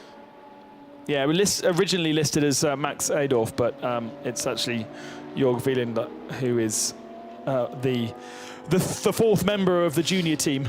Yeah, and this car developed in partnership with B Comp. They're the people who make the clever panels, and the technical side of the car in terms of the drivetrain is pretty well known. It's the 6-cylinder inline with the twin power turbo technology, and it's 550 horsepower driving the back wheels, which I think would be adequate, in fairness. For a GT4 car as well. Yeah, 7-speed ZF automatic gearbox with the Drexler LSD, limited slip differential as well, and what BMW describe as motorsport optimized drive shaft, and crucially a production-based ECU, but it is adjustable for BOP requirements, which is really quite interesting that they're using so many production bits on that car.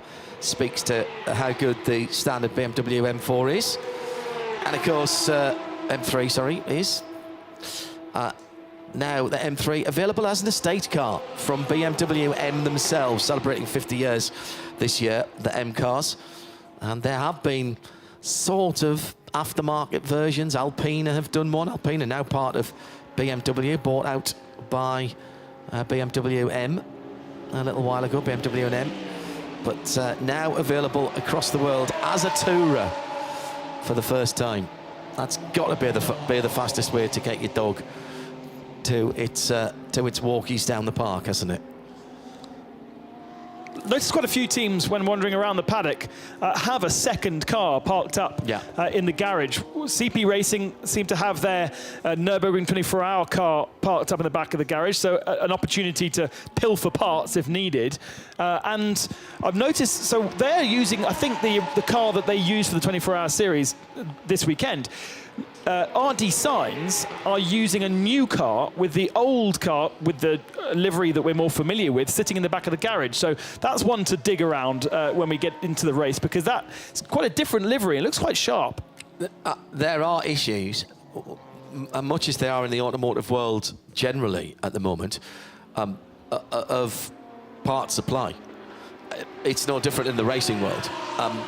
Obviously, racing car parts are made in normally far fewer numbers, and the infrastructure that the big manufacturers have for GT3 and GT4 parts distribution, as the Ferrari goes through with the fastest time, Jochen Krumbach with a 1:44.012. But that, even with all of that, there are some problems. I noticed that ST Racing Samantha Tan, who isn't here this weekend, and we haven't seen for a little while. She did the, she's doing the longer races and the Championship of the Continents, I think, and concentrating on that. But they've got two with the race cars, the GT3 versions, and they are being very careful about how many miles they do, because they know that it's going to be difficult to get spare parts. And that's why these cars are effectively spares on the hoof. If necessary, they will be cannibalised. And the other consideration here, Ben, is quite a lot of these teams don't just race in the Hankook 24-hour series. Yeah. So they're either en route from or heading towards perhaps another race weekend, another part of their business. So having the spare car, should the worst thing happen in practice or qualifying, then obviously they've got spares on the hoof, but also they may have other obligations in the next week or two. For instance, I would say Santalok, who we'll see a bit later on, possibly using this 24-hour race as a warm-up to the big 24-hour Spa race that we've got coming up in a couple of weeks' time. This is a great opportunity to get some experience for those drivers. And Santalok making, I think, their single-seater debut this weekend in... I've got a feeling it's Italian F4, but I'm prepared to be corrected on that. At RSL_studio, by the way, if you know different for that. 4.5 minutes left of the session. We're seeing a lot more laps being done in this category than we saw from our TCE category cars. Most cars still out on circuit. Jochen Krumbach is the fastest with a 1:44.0, over a second faster than Daniel Allemann in the Herbert Motorsport Porsche, which is then about a second faster than Charles Putman in the Mercedes AMG, although little change with Mercedes going up into second position, and Santalok third. I think that's a change in that somebody's just lost a time. Yeah, Daniel Allemann's dropped down to 8th position, so he'll need to go again in the 91 Porsche to get his time up the top. We've got changes again. Somebody else has lost their time, or was that Sven Herberger getting himself up into second position then? I think it was. But Sven, a second and a half slower than Jochen Krumbach, who is touring around the circuit. And I think Jochen will be bringing that car into the pits with 3 minutes and 40 seconds to go. Thanks to Ele Filippone. GT4, 500 horsepower. That's almost in GT3 territory, but they don't have the downforce. So they're actually very quick in a straight line, but they don't carry that through the corners. And once they're bopped, they won't use any of that. They won't use all of that, no, they won't probably. Use all of it, a GT4 car, interestingly, a GT4 car and a TCR car are very similar through the corners. The GT4s are a bit quicker on the straights because the TCRs, inherently, because of their design, actually are a bit more draggy, but that means they are very quick. Their minimum apex speeds. In fact, in some places, the TCRs will be quicker through the corners on that. And hello to Yoda's uncle. He said, you're confusing the whatnots out of me by calling Ian Loggy John Loggy. Yeah. It's what's on the entry list and the timing screen, so I apologise for that. It's something that's lost in translation, I think, but thank you. I think he raced here 2 years ago when we did the 24 hours, and exactly the same situation occurred. Yeah. And we had an interview with him that explained that he is christened John, which is then translated from Scottish to English into Ian, which seems a bit mad, but that's the way it is. And so that's why officially his name is John Loggy, but he is known as Ian Loggy. Oh, round goes the Lamborghini 710. So that's the Lippert with Glenn McGee aboard. The faster of the two Super Trofeios at the moment. And meantime, that's at turn 2, by the way. That's the little kink. He hasn't quite even made it to turn 2. No. He's just out of turn 1. He's on his way to turn 2. So that's happened on the exit of turn 1.5. If you will. Joe Bradley's made his way down into Porsche GT Cup land with the GT, with the 992 Cup cars, which are superb looking and sounding machines. Joe, where are you? Yeah, I'm with the 909 car, currently first, but of course there's 2 more drivers to go. Luke Broikers will take over the car now, but Fabian Dance, the AM driver, has just put in that quickest time so far in the class, Fabian. Yeah, it's my first time in the Porsche. I really love the car. It's really nice to drive. I think there will be drivers who can go faster as me, but for the first time it's not that bad. Everyone tells me that these Porsches are very tricky to drive. We've done very well so far. Yeah, I drove only front-wheel drive cars until today, and it's really tricky. You have to bring the grip to the front end, and that's not the easy part. It always feels like the front end is a bit flying in the air, but it's possible to drive, and it's really, really nice to drive. You're looking forward to the race, I take it? I didn't understand. You're looking forward to driving the car in the race, I would have been. Yeah, of course. Yeah, I love to drive this car. So every lap is a winning lap. We've talked about the new tyre regulations and not being able to use new tyres for every driver. You went out with the car on a fuel load. Does that make a massive difference when the car has got all the fuel for 45 minutes? It's hard to say because I don't have so much experience with this car, with full tank or not full tank. I don't know. The tires were brand new. That's of course an advantage to the others. But I don't know about the fuel. I don't think it's that much big difference. Fabian just gets in and drive. Yeah, thank you. Fingers crossed so far. Thank you. We've seen Fabian dance previously with Autorama in the Autorama. The 24H series. Plenty of experience in TCR cars, but that's a huge jump from a front-wheel drive TCR car into a Porsche 992. Checkered flag is out. Santalok are in the Spanish F4 Championship for the first time this weekend. I got a bit of the story right, but in my it's a French team, so that's kind of unusual. Yeah. But it does prove that your twittage and your press releases, Santalok, did fire something off in my mind. The F4 Championship, which this weekend, I think. Now, there is an English commentary feed of this. There is, yeah. It was on at Spa, I seem to remember, when we were doing something, wasn't it? Not sure where it is this weekend. Current season is what I want to look up there.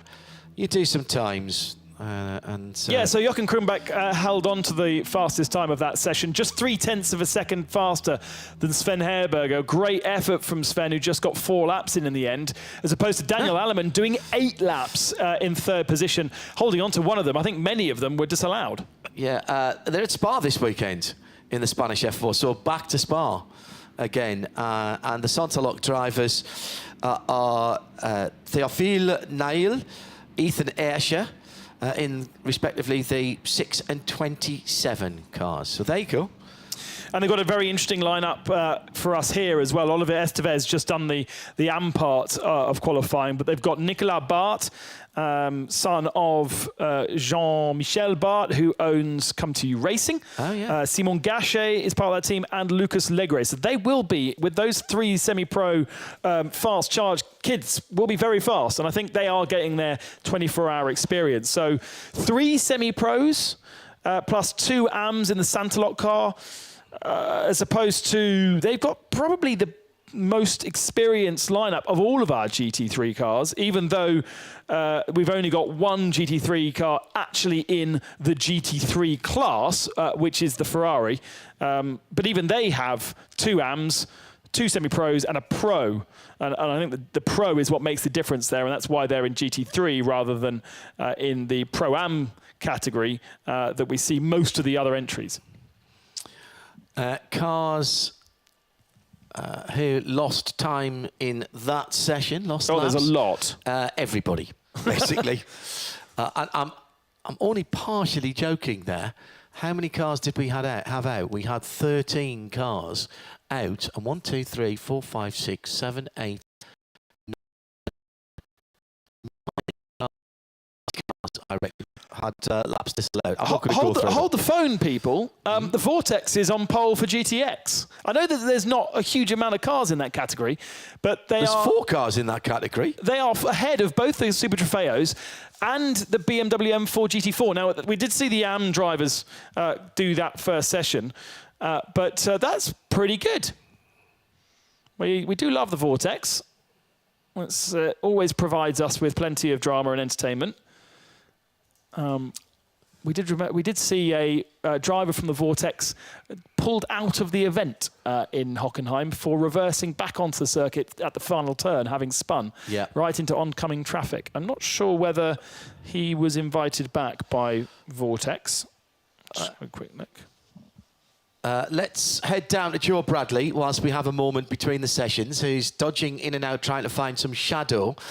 He's got Jochen Krumbach with him at the moment. Joe.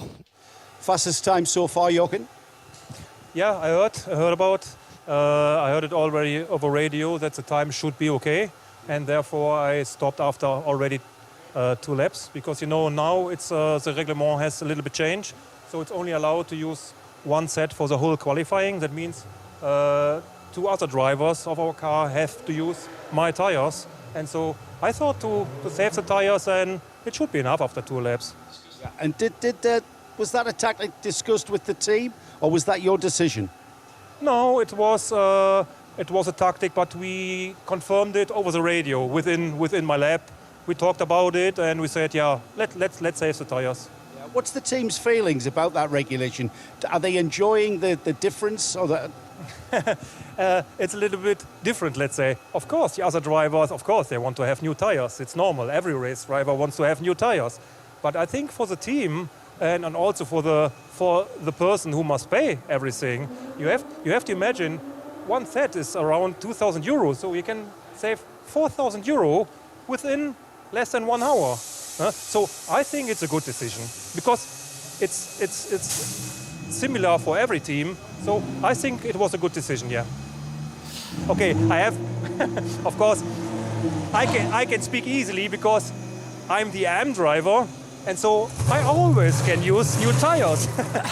But no, it's okay.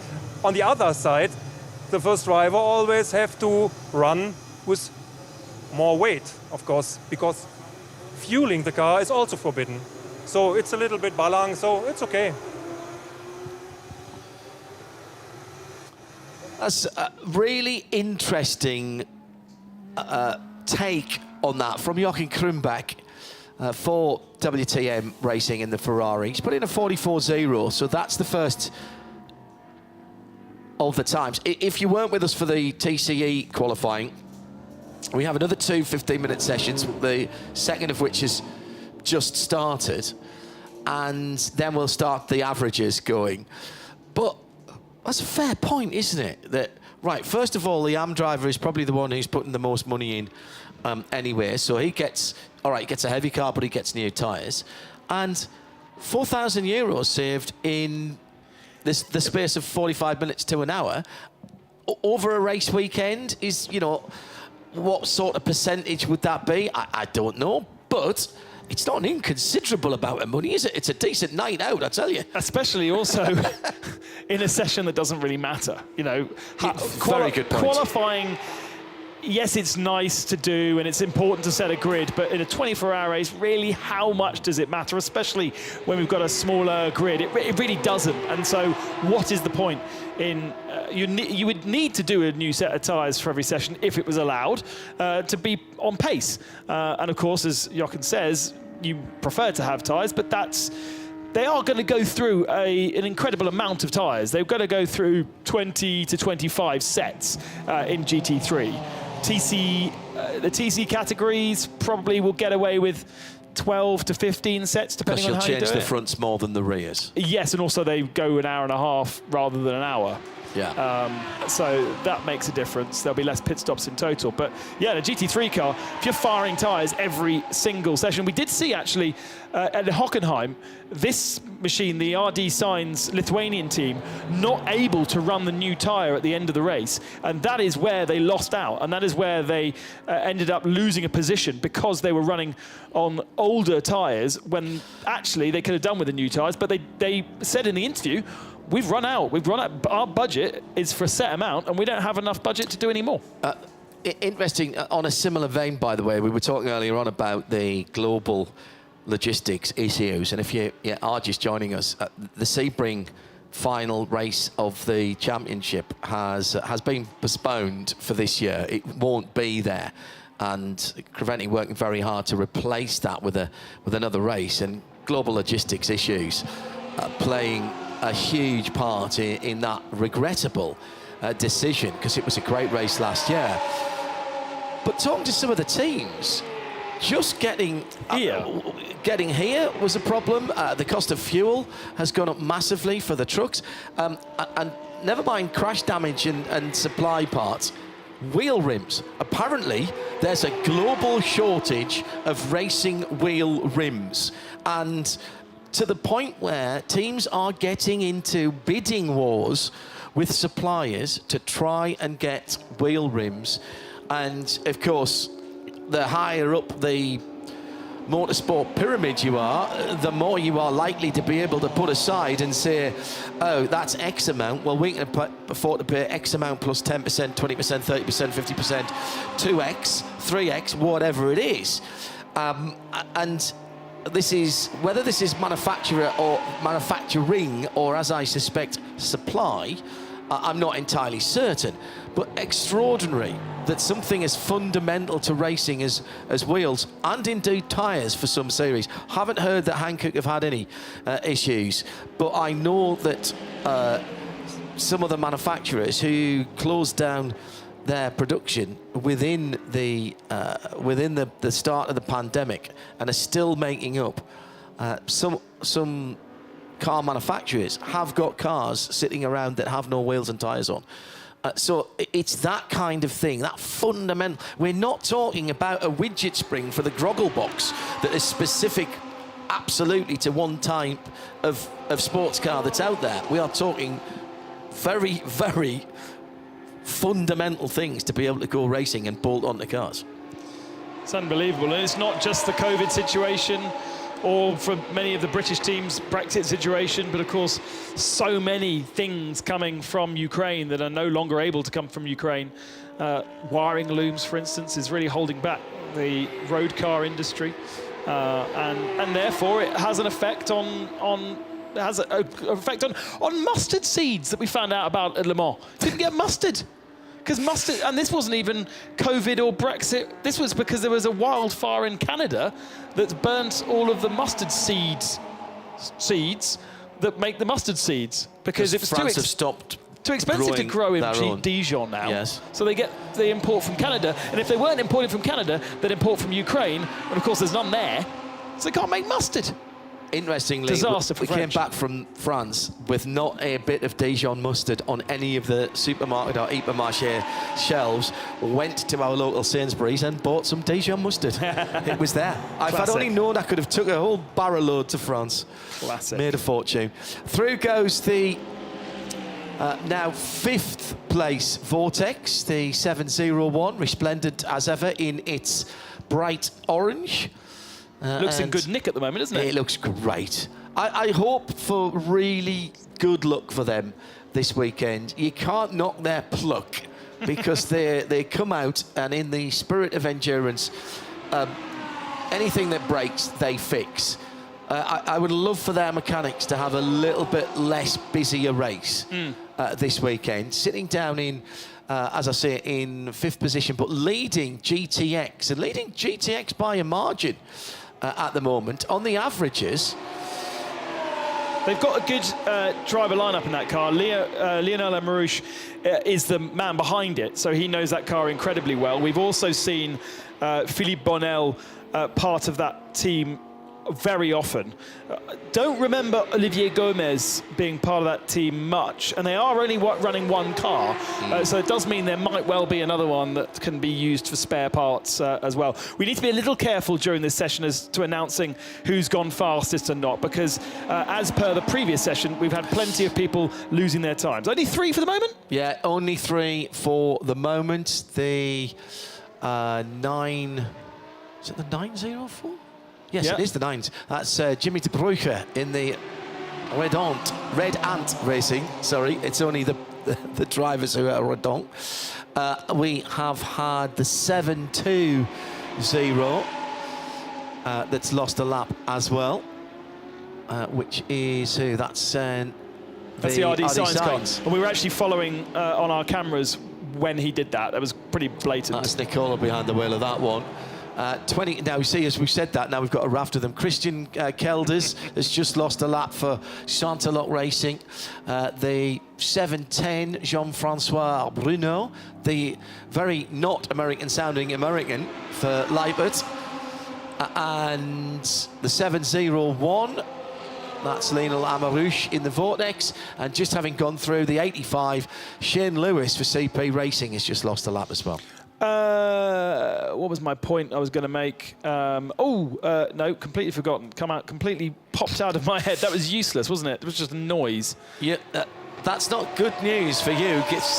I'm giving you a few years, and that's the sort of thing that happens to me. Oh dear. In Ben's defence, it has been very, very hot here. 5.5 minutes to go for the second of 3 qualifying sessions here for GT. Jimmy de Broeke down to turn 1 in the 904. This is the mostly blue, shades of blue Porsche 992 Cup car, the 8th iteration of a car that, in all its forms, it will be 60 years old next year. The Porsche 911 is extraordinarily 60 years old in 2023. And probably, and I would say this, wouldn't I, because I am a bit of a Porsche-phile. If you can't tell. But it's got to be one of the most recognisable cars that right through the whole 60 years, even if you are not a petrol head, you're probably going to know that that's a Porsche. Even if you don't know it's a 911 and you don't know the difference between a 964, a 962 and a 992 rather, and a 930. That's where it falls down for me. Yeah, the 991, the 992, the this, the that. Pierre Caffer's come into the pits, which means in theory his lap time should stay. And Phoenix Racing now is the fastest car out there after 2 sessions. He did a 43.7, which is faster than we saw in qualifying 1. We also saw Alfred Renauer doing a time under the 44-minute bracket to put Herbert up into 3rd position. And my point earlier, which came out as just random noises, was you've now remembered what it was, have you? Santalok Racing fielded Christian Childers in that last session. Now, he's the other AM driver. So we've seen Olivier Estevez and we've seen Christian Childers. They have 3 semi-pro drivers in their field. They could have used one of those semi-pro drivers in this session, but they've chosen not to. So we're only going to see one of the 3 to improve that Santalok time. That's an interesting decision, showing that perhaps the ultimate goal here is not necessarily to get a good result, but actually to give people experience and give the AM drivers experience, because that's what they need the most.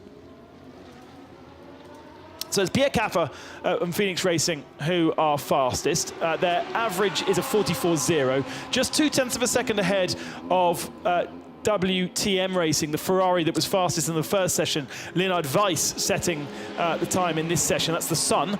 And then Alfred Renauer in Herbert Motorsport up to 3rd, also in the pits now, so will not improve. 2 more laps gone, 1 for Leonard Weiss, 4, and I must remember to call it WTM this weekend and not FTM, as we've got the Sunderland lads playing down the road at Albufeira tomorrow. And the 482, Neil Verhagen for BMW M Motorsport. Neil, phenomenally quick American driver, very good round the Nürburgring, and I would think will be relishing this challenge here. It would be very good for Joe Ardai to get a word with Neil. Very highly thought of by Jeremy Shaw, my colleague for IMSA Radio, who runs Team USA. And if Jeremy thinks highly of a young driver, then they're doing all the right things. Let's not forget that that is a effectively GT4 car, so really should be compared to the GT4 pace. But if we look at the previous session, the fastest time that we saw in GT4 from Phil Keane was a 53.2, if I don't remember correctly, which means actually Verhagen is second faster than that, showing that running full fat, full power. Juice. Yeah. So if they had been in GT4, then they wouldn't be able to run at that pace. Mercedes did exactly the same thing back in 17 at Kota. They ran the new GT4 car, but because it wasn't homologated, it ran in GTX. Yeah. So it wasn't messing up anybody's race in GT4. BMW have done it with the M4, the M3 GT3 as well. We saw that at Dubai. Audi have done it with the Evo version of the R8. We had them at Barcelona last year. I feel like we had Mercedes here a few years ago as well. I think we did. I can't remember if that was a GT3 or GT4 car. Yes, because didn't they allow one or two of the customers to drive it as well from different teams? Yes, I think that might have been the GT3 car. I think that was the update on the GT3 when the GT3 went to the wider mouth and all that stuff. Down in the pit for the 482, wearing its M50 year anniversary 50-yarder camouflage was the word I was looking for there, but I couldn't find it. There is a very interesting fourth driver in that car. We've got the 3 junior drivers. Interestingly, Dan Harper has been classed as a pro driver in that car, whereas Max Hesse and Neil Verhagen semi-pro. How they've worked that out, I'm not sure, because they've basically been on the same program, the BMW junior program, for 3 years. They live in the same house. They do the same things. Every time that they drive, they end up driving the same car. They really are kind of clones of each other, but Daniel Harper has been classed as a pro, and that'll be bragging rights at the dinner table. They are joined by Jörg Weidlinger, who is a very interesting character. Jörg actually works for BMW M as a driving dynamics developer. So he's getting right first-hand experience of how that car works in a racing environment. Let's go down to that garage where Joe Bradley is with the aforementioned Neil Verhagen. Neil, you did look out of the car there, and a little bit of a scuff mark on the front of the car. What happened? I think it was one of the Audi GT3s. He was overtaking me. He went very deep on the corner. He overtook me and then just didn't leave any space on the outside, just completely pinched me off. So I'm not too sure exactly what his plan was there. I mean, obviously I'm not in the same class as him, but I think I deserve as much racing space as he does on track, and there's no reason to drive straight into me. So I left him all the room in the world to go to the inside, and he continued to drive to the outside. So I don't know, maybe it was a misjudgment, maybe it was a mistake. It can happen, but yeah, I don't think it's very necessary to be happening in qualifying. And I suppose, Neil, that this is a concept car, brand new M4 GT4. By bringing the car and racing it in proper environment, you find out just how robust it is when you do have contact, I suppose. Silver lining and all that. Yeah, no, exactly. Positive point, the car was all fine. Even after the contact, everything felt fine. I was still able to go in, I think, set my fastest lap after that happened, so I was able to regroup and put it together after that. So it shows that the car can hold up. That's good, but yeah, as I said, obviously not what we want to be happening in qualifying. Now, here you are competing, but is this kind of a test session? Yeah, for sure. I mean, we have test programs that we're going through. We're making sure that everything is smoothed out. You know, to have an environment like this to test in on an actual race weekend, you find things out that you wouldn't normally find out. You know, you have to push the car in certain ways that you normally wouldn't do on a test, and you need to explore in different aspects. And I think this is really good. We did it last year with the M4 GT3 as well. And I think it's shown that the cars came out pretty good this year. The GT3 has had great success, so hopefully following in the same plan, we can have the same sort of succession in the M4 GT4. And where are the improvements? Be as technical as you want, Neil. Yeah, I mean, in general, the car is just a lot of updates compared to the old GT4 that we have. So TEC, ABS, and just mechanical grip of the car is much higher than before. So the car feels really nice to drive. There's still some things that we're working out right now. This is obviously why we're here. This is why we're testing. But yeah, so far we've been making major steps and look forward to continuing to make these steps. When are we likely to see this very car, not very car, but you know what I mean, the model, in customer hands, racing properly, let's say? Yeah, I think today we had our first test with the customers where they can drive the car. I think it was in Hockenheim today, so some of the customers got their first foot into the car and got their first experiences with the car. I believe next year we'll see the car on track, so... And everything that happens this weekend, the development will go into the car before it's handed to a customer. Yeah, for sure. Everything that we find out now will be implemented into all the cars that we're building. Anything that we find works well here will also be transferred over. Anything that we find needs to be improved will then be worked on and then improved for the customers. So in general, it's a big work. You know, it's a large pool to fill for everybody, but to be honest, I think the car feels really, really nice. And for me, I've driven it so far a couple of times now, all on different compounds of tires, and no matter what compound you throw on the car, no matter what track it's on, it always seems to do quite well. We just came off the Nürburgring Nordschleife with the car, and the car was handling absolutely amazingly there. So, yeah, actually very happy. Neil, I'll be popping in and out throughout the 24-hour race. Whether or not you're able to answer my questions, I'll still be asking them, OK? Good luck with the weekend, mate. Perfect. Thank you very much. See you soon. Yeah, and the car obviously has to have a spec finalised before it is handed over, and that will become its homologation. The car, by the way, that was involved in that incident, which has been investigated, was the Santalock Audi, and no further action required from race control. But they did have a look at that and decided that nothing needed doing. So, moving into the third 15-minute qualifying session, it's Ben Constantinos and me, John Hindhaugh, in the booth.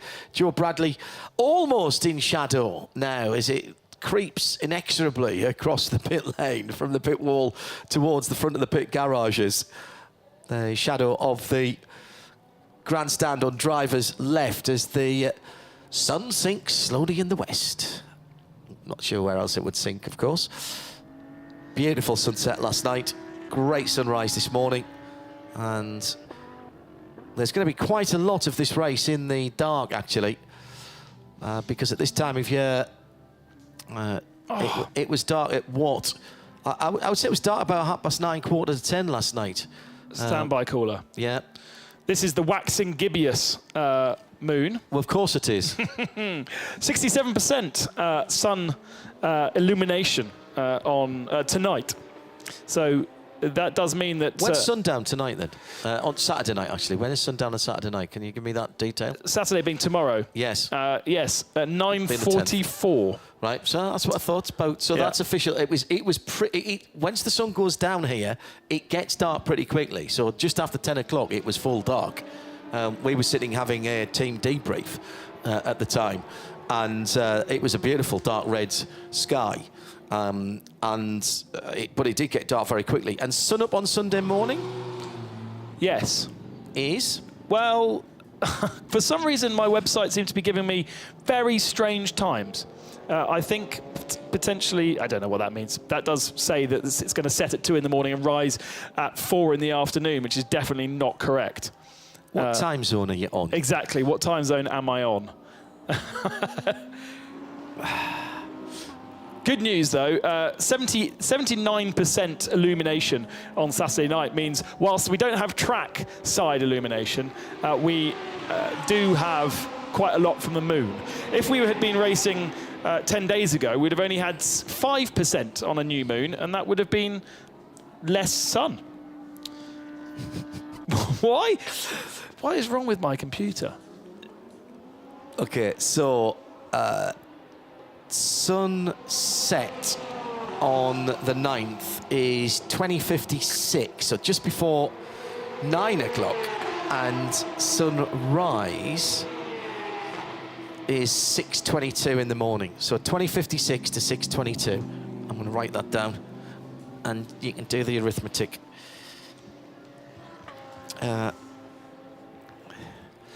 So 20:56 to 6:06:22. There you go. So that's 28. It's about 10 hours, isn't it? Yeah. Quite a lot, considering we're in the height of summer.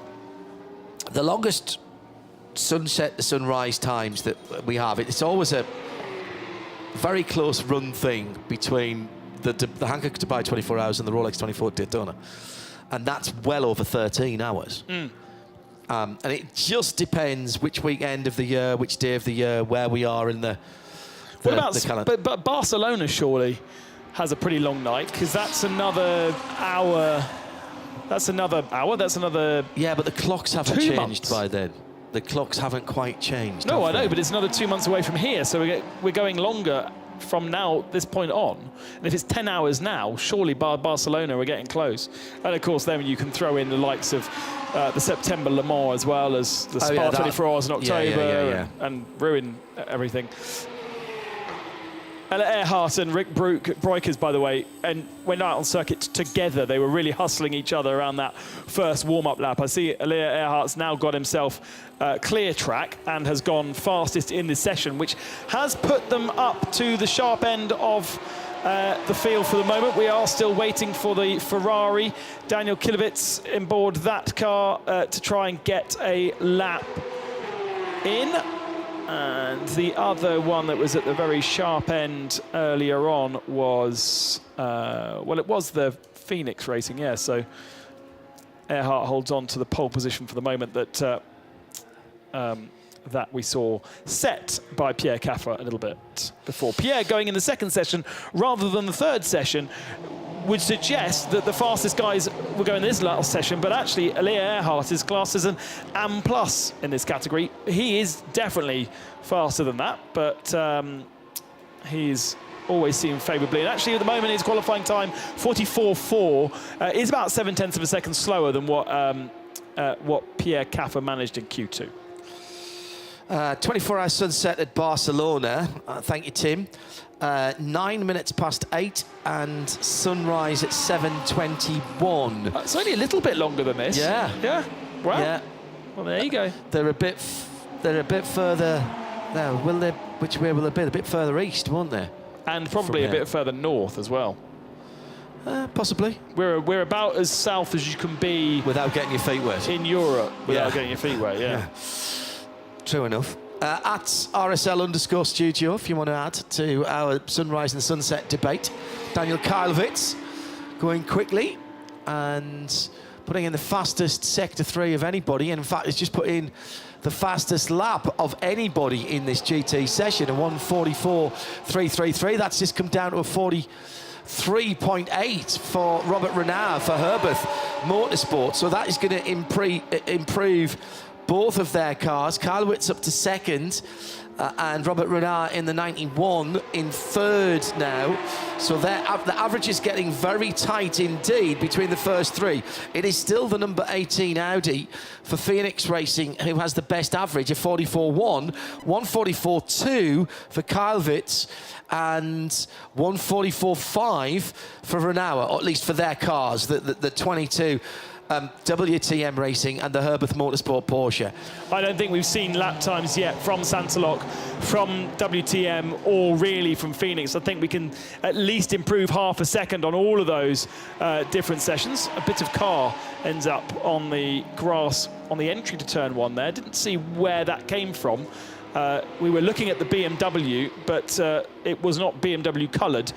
So it might have been a bit from the vortex. Either way, it was only a little bit of something. And there are lots of times a tumbling. Now, where did that bit of bodywork come from? It was, of course, the vortex. Only a little bit, though. Front? You know what? I'm not even sure that's bodywork. It's a number plaque. It's not bodywork. It's a bit of vinyl. Now, was that the side number on the right-hand side? Yeah, and don't forget that these are electronically illuminated, so they need to be plugged into the battery to illuminate. And so they're not just a piece of vinyl. They are kind of quite a thick material. And on that vortex, it's wrapped around the door, so it has to bend around it, which might make it a bit more tricky to stick. Electrophosphorescent, I think, is the technical term. I think it is. It was Audi that started that at Le Mans. Sticky lighty thing. Sticky lighty, self-illuminated thing. Elliot Earhart then down at the bottom of the hill at the VIP turn, just spinning up the rear Hankooks there in the number 18 Audi, the almost carbon grey coloured car with the bright yellow accents.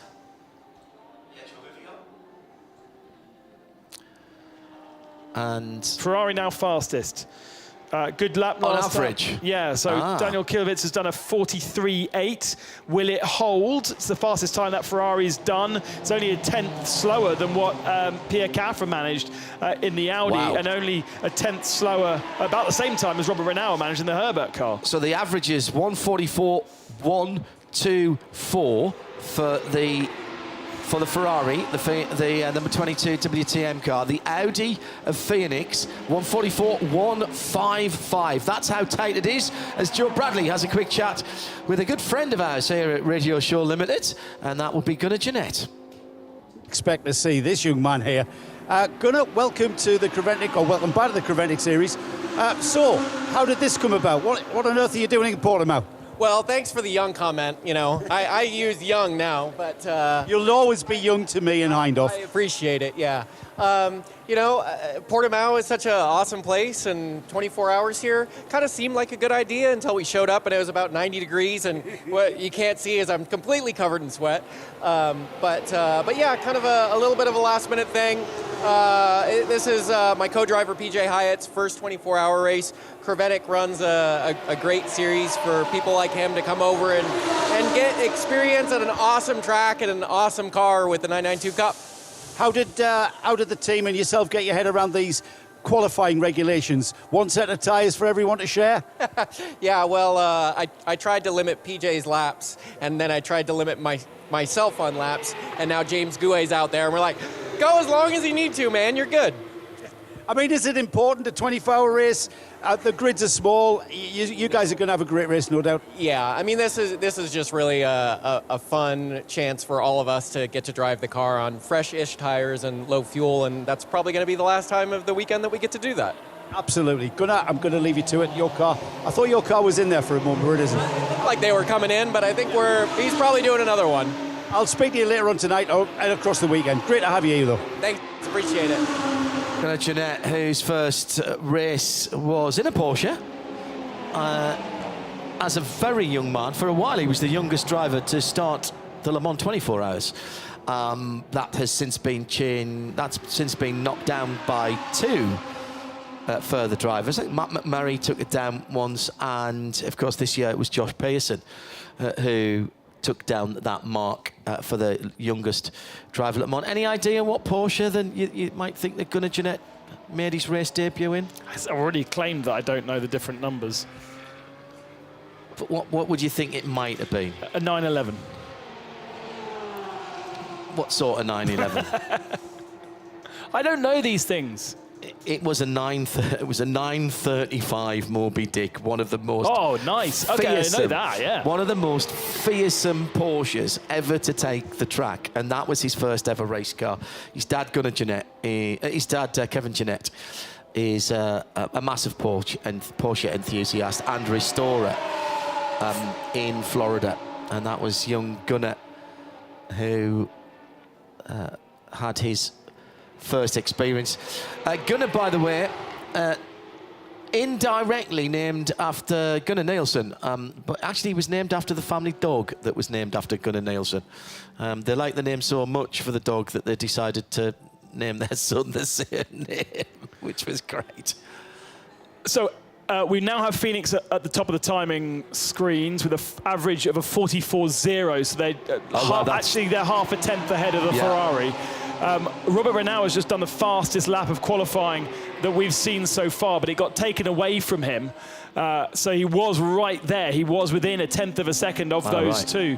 But unfortunately, that lap was taken away, and I don't think he's going to have the opportunity to get it back again. It was a 43.5. Plenty of traffic for Santalok to deal with as well, with Lucas Legre, the only semi-pro in that car, 5th position right now. Yeah, that last lap by Elliot Earhart, by the way, of 44.171, that car's fastest lap of this part of qualifying, possibly of the whole part of qualifying, and that was enough to squeeze them away just a little bit. It was fractions of a tenth of a second. It's still not very much. It's half a tenth now, but it was a 50, I think it was a, what did I say it was? It was a 15 to a 24 or something like that. Remarkably tight. Yeah. So they've squeezed out half a tenth of a second in the context of what we're seeing on average. And that is very tight. And Robert Renaud has now improved again. Now let's wait to see if that gets taken away. But a 43.4 is even faster than he managed on the lap that was taken away from him. It unfortunately does not change his position, but it does bring them a lot closer to the Audi and the Ferrari ahead of them. I think that's going to be all right. I haven't seen that changed yet. He's the second of the GT3 Pro Am, sitting in third at the moment. 144.3 44.88 there. So 44.0, 44.1, 44.3, 45.1, 46.1 for those GT3 entrants. Those are your top 5, and that's all on average, of course. The best times of all the drivers, of each of the 3 drivers, added together and then divided by 3. And Daniel Kilvitz is still pushing. He wants that tiny fraction of a second that he needs to get the pole position. Phoenix is in the pits. They will play no further part in qualifying. There is only 1 minute left of this session, but Kilvitz is on a faster lap in Sector 1 at the very least. Yes, his best Sector 1. Sector 2 was there or thereabouts. It's going to be what he can do in Sector 3. Does not improve. Oh, no, he does. Last lap of 43.7. That's the fastest lap of the session. How is he not taken the pole then? Because he has reduced the average down by 0.02 of a second. It's still not enough though. They're only 0.03 of a second now away, or 2.5 of a second away from Phoenix. How frustrating to do one of the best times that we've seen all day around the circuit and still not grab pole. That is the fastest time, isn't it? A 43.7. We've not seen anybody go faster than that. In the 992 class, 47.3. Yeah, because Renauer's time's gone again, hasn't it? No, he's done another slow lap. No, it got taken away again. No, yes, you're right, it did. He had consecutive laps removed. Renauer in the 91 car, consecutive laps. Now it's checkered flag. So the lap you're on will count. Phoenix and Herbert both in the pits. Tyler Cook for Leipert has seen the checkered flag, as has Rick Breukers for Red Camel. They're only second in the 992 class. They'll not be happy about that. And it's Red Ant Racing who will be on pole position for G4 at 992 for that Porsche Cup category. Kilvitz is not on. Oh, do you know what? He's got a better second sector than he did last time around. Not by much, but he doesn't need much. Can he improve on the 43.7 of last time around? We've just had a 43.6. Lucas Legere has just gone through in a 43.6 for the number 26 car on his last lap for Santa Lot Racing. That's now the new fastest lap for GT3. It didn't change his position though, because the averages are quite slow in the other 2 AM cars. And ahead of them, Charles Espenlaub looked to be doing a faster lap time. He did improve his time, but unfortunately the average was a half a second off those 3 before. And Kilvitz has pitted. And so bailed, he must have known he wasn't. Well, fastest lap of the session then. Remarkably entertaining. On very old tyres at that point. 8 laps for Lucas, and plus the 2 sessions that his teammates did, and a 43.609 then, the fastest lap in that session for Santalog. Only good enough for 5th. It'll be CP in 4th, 3rd for the inside of row 2 for the Porsche of Herbert Motorsport. And it's Ferrari in 2nd for WTM, and Phoenix Racing, big 2 thumbs up from their team. And Phoenix Racing then, their average a 44.076 to a 44.1. And the team waiting for that car. It's now in, and all 3 drivers are there. Let's head down there with Joe Bradley to speak to the triumphant Phoenix Racing. Okay, I'm just going to wait for Peter to take the shot, and then we'll dive in. I'm sorry, Peter, I've got to dive in now. I tell you what, you're in good shape when Pierre Kaffer is your second driver in. But the first driver that took the car out, Sven Herberger. Sven, what a great team effort, as ever. Yes, absolutely. I mean, we have quite some competition here, but we were able to manage it to keep the car on the road within track limits, because it's the most important. Unfortunately, 1 lap of mine got cut off, but however, we made it happen. So there they are. Elliot, I want to ask you, how were the tyres for your run after these 2 guys had been in? Yeah, these 2 guys did an amazing job, yeah. And my life was very easy in Q3. I have to just drive a safe lap, and I did it. And the tyre on the car is very good, thanks to Phoenix, who give us a very, very good car, and to my teammates. And yeah, I think it's not a bad position for tomorrow. Huh? Pierre, okay, we know the car's quick over the 1 lap. Is it quick over 24 hours? That's the question. Yeah, that's always the question, but we know our new R8 Evo 2 is bulletproofed, and it shows already on the 24 hours on the Nordschleife that it's a decent car, and it was quite tricky to find the right setup, and honestly we are really happy in these conditions to be on pole, because our other competitors, they are really strong.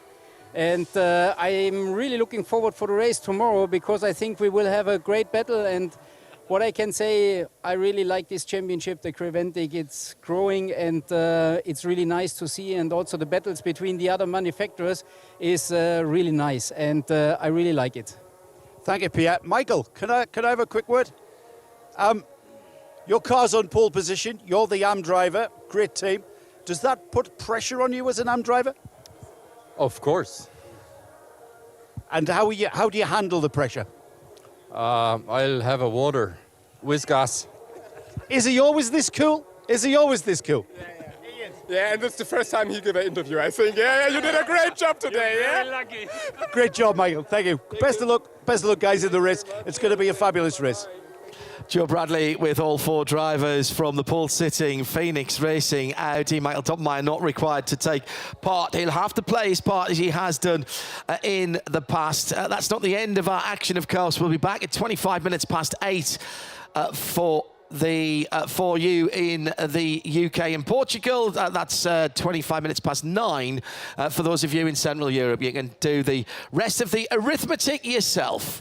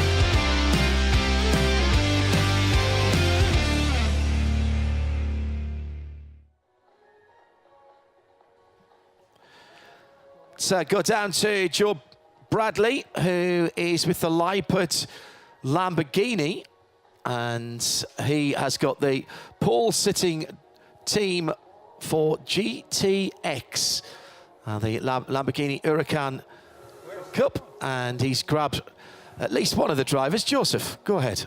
No, I've got Jean-Francois Bruno. I've just ran down here. He's going to be very professional and put his overalls on. And then we've got, I'm sorry, I don't know your first name. McGee. McGee, yeah. What's your first name? Glenn. Glenn McGee. I was going to say Glenn. I should have just gone with it.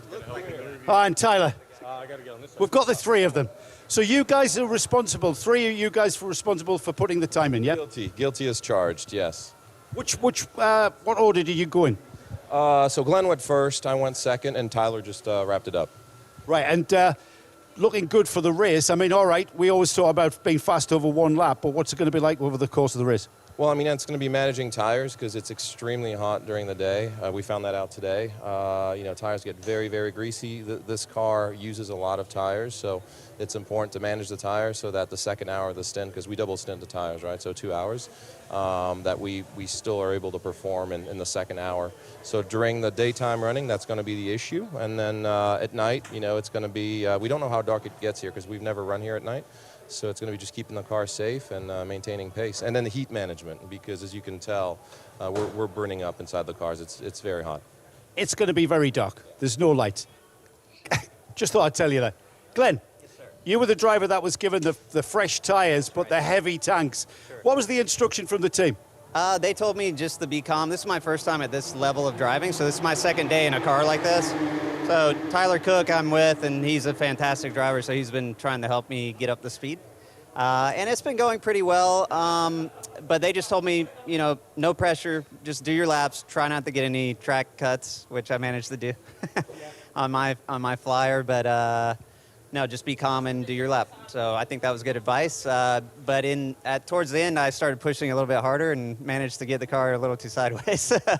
You wouldn't be a racing driver if you didn't try. Tyler, looking towards the race, we've heard from Jean-Francois about how tricky it is with the tyres. What about driver management? It's very, very hot here. Yeah, it is pretty hot. The car, surprisingly, is really good. Had a fast lap going, but the thing that we're struggling with is the fuel. So we're getting fuel cut off because the fuel's boiling. So we're having a tough time. So during most of that qualifying, during my side of it, the fuel kept boiling and shutting the engine off every now and then. So that's something we have to look at. Every car here has to worry about it. So we're worrying about that. Worrying about tires, like John said. These tires are definitely getting very hot. It's definitely not cool out. I wish it was I wish it was spa weather right now. Yeah, you're not alone. Sometimes we wish it was. Best of luck, guys, for tomorrow. Thank you, appreciate it. Joe Bradley with the GTX Pole sitting team from Leibniz. Our next 24 hours, Hankook 24 hours of Portimao coverage is at 2025, 2030 at the local time. Add 1 hour if you are in Central Europe. All the details at radiolemans.com. Scroll down at the bottom and it'll automatically change for you. But don't go too far away. We have got more action coming from the circuit in the form of our single-make Porsche Championship. But for the moment, from Ben, from me, John Hindhaugh, from Diana Binks and Joe Bradley in the pit lane, we'll wish you a very good evening.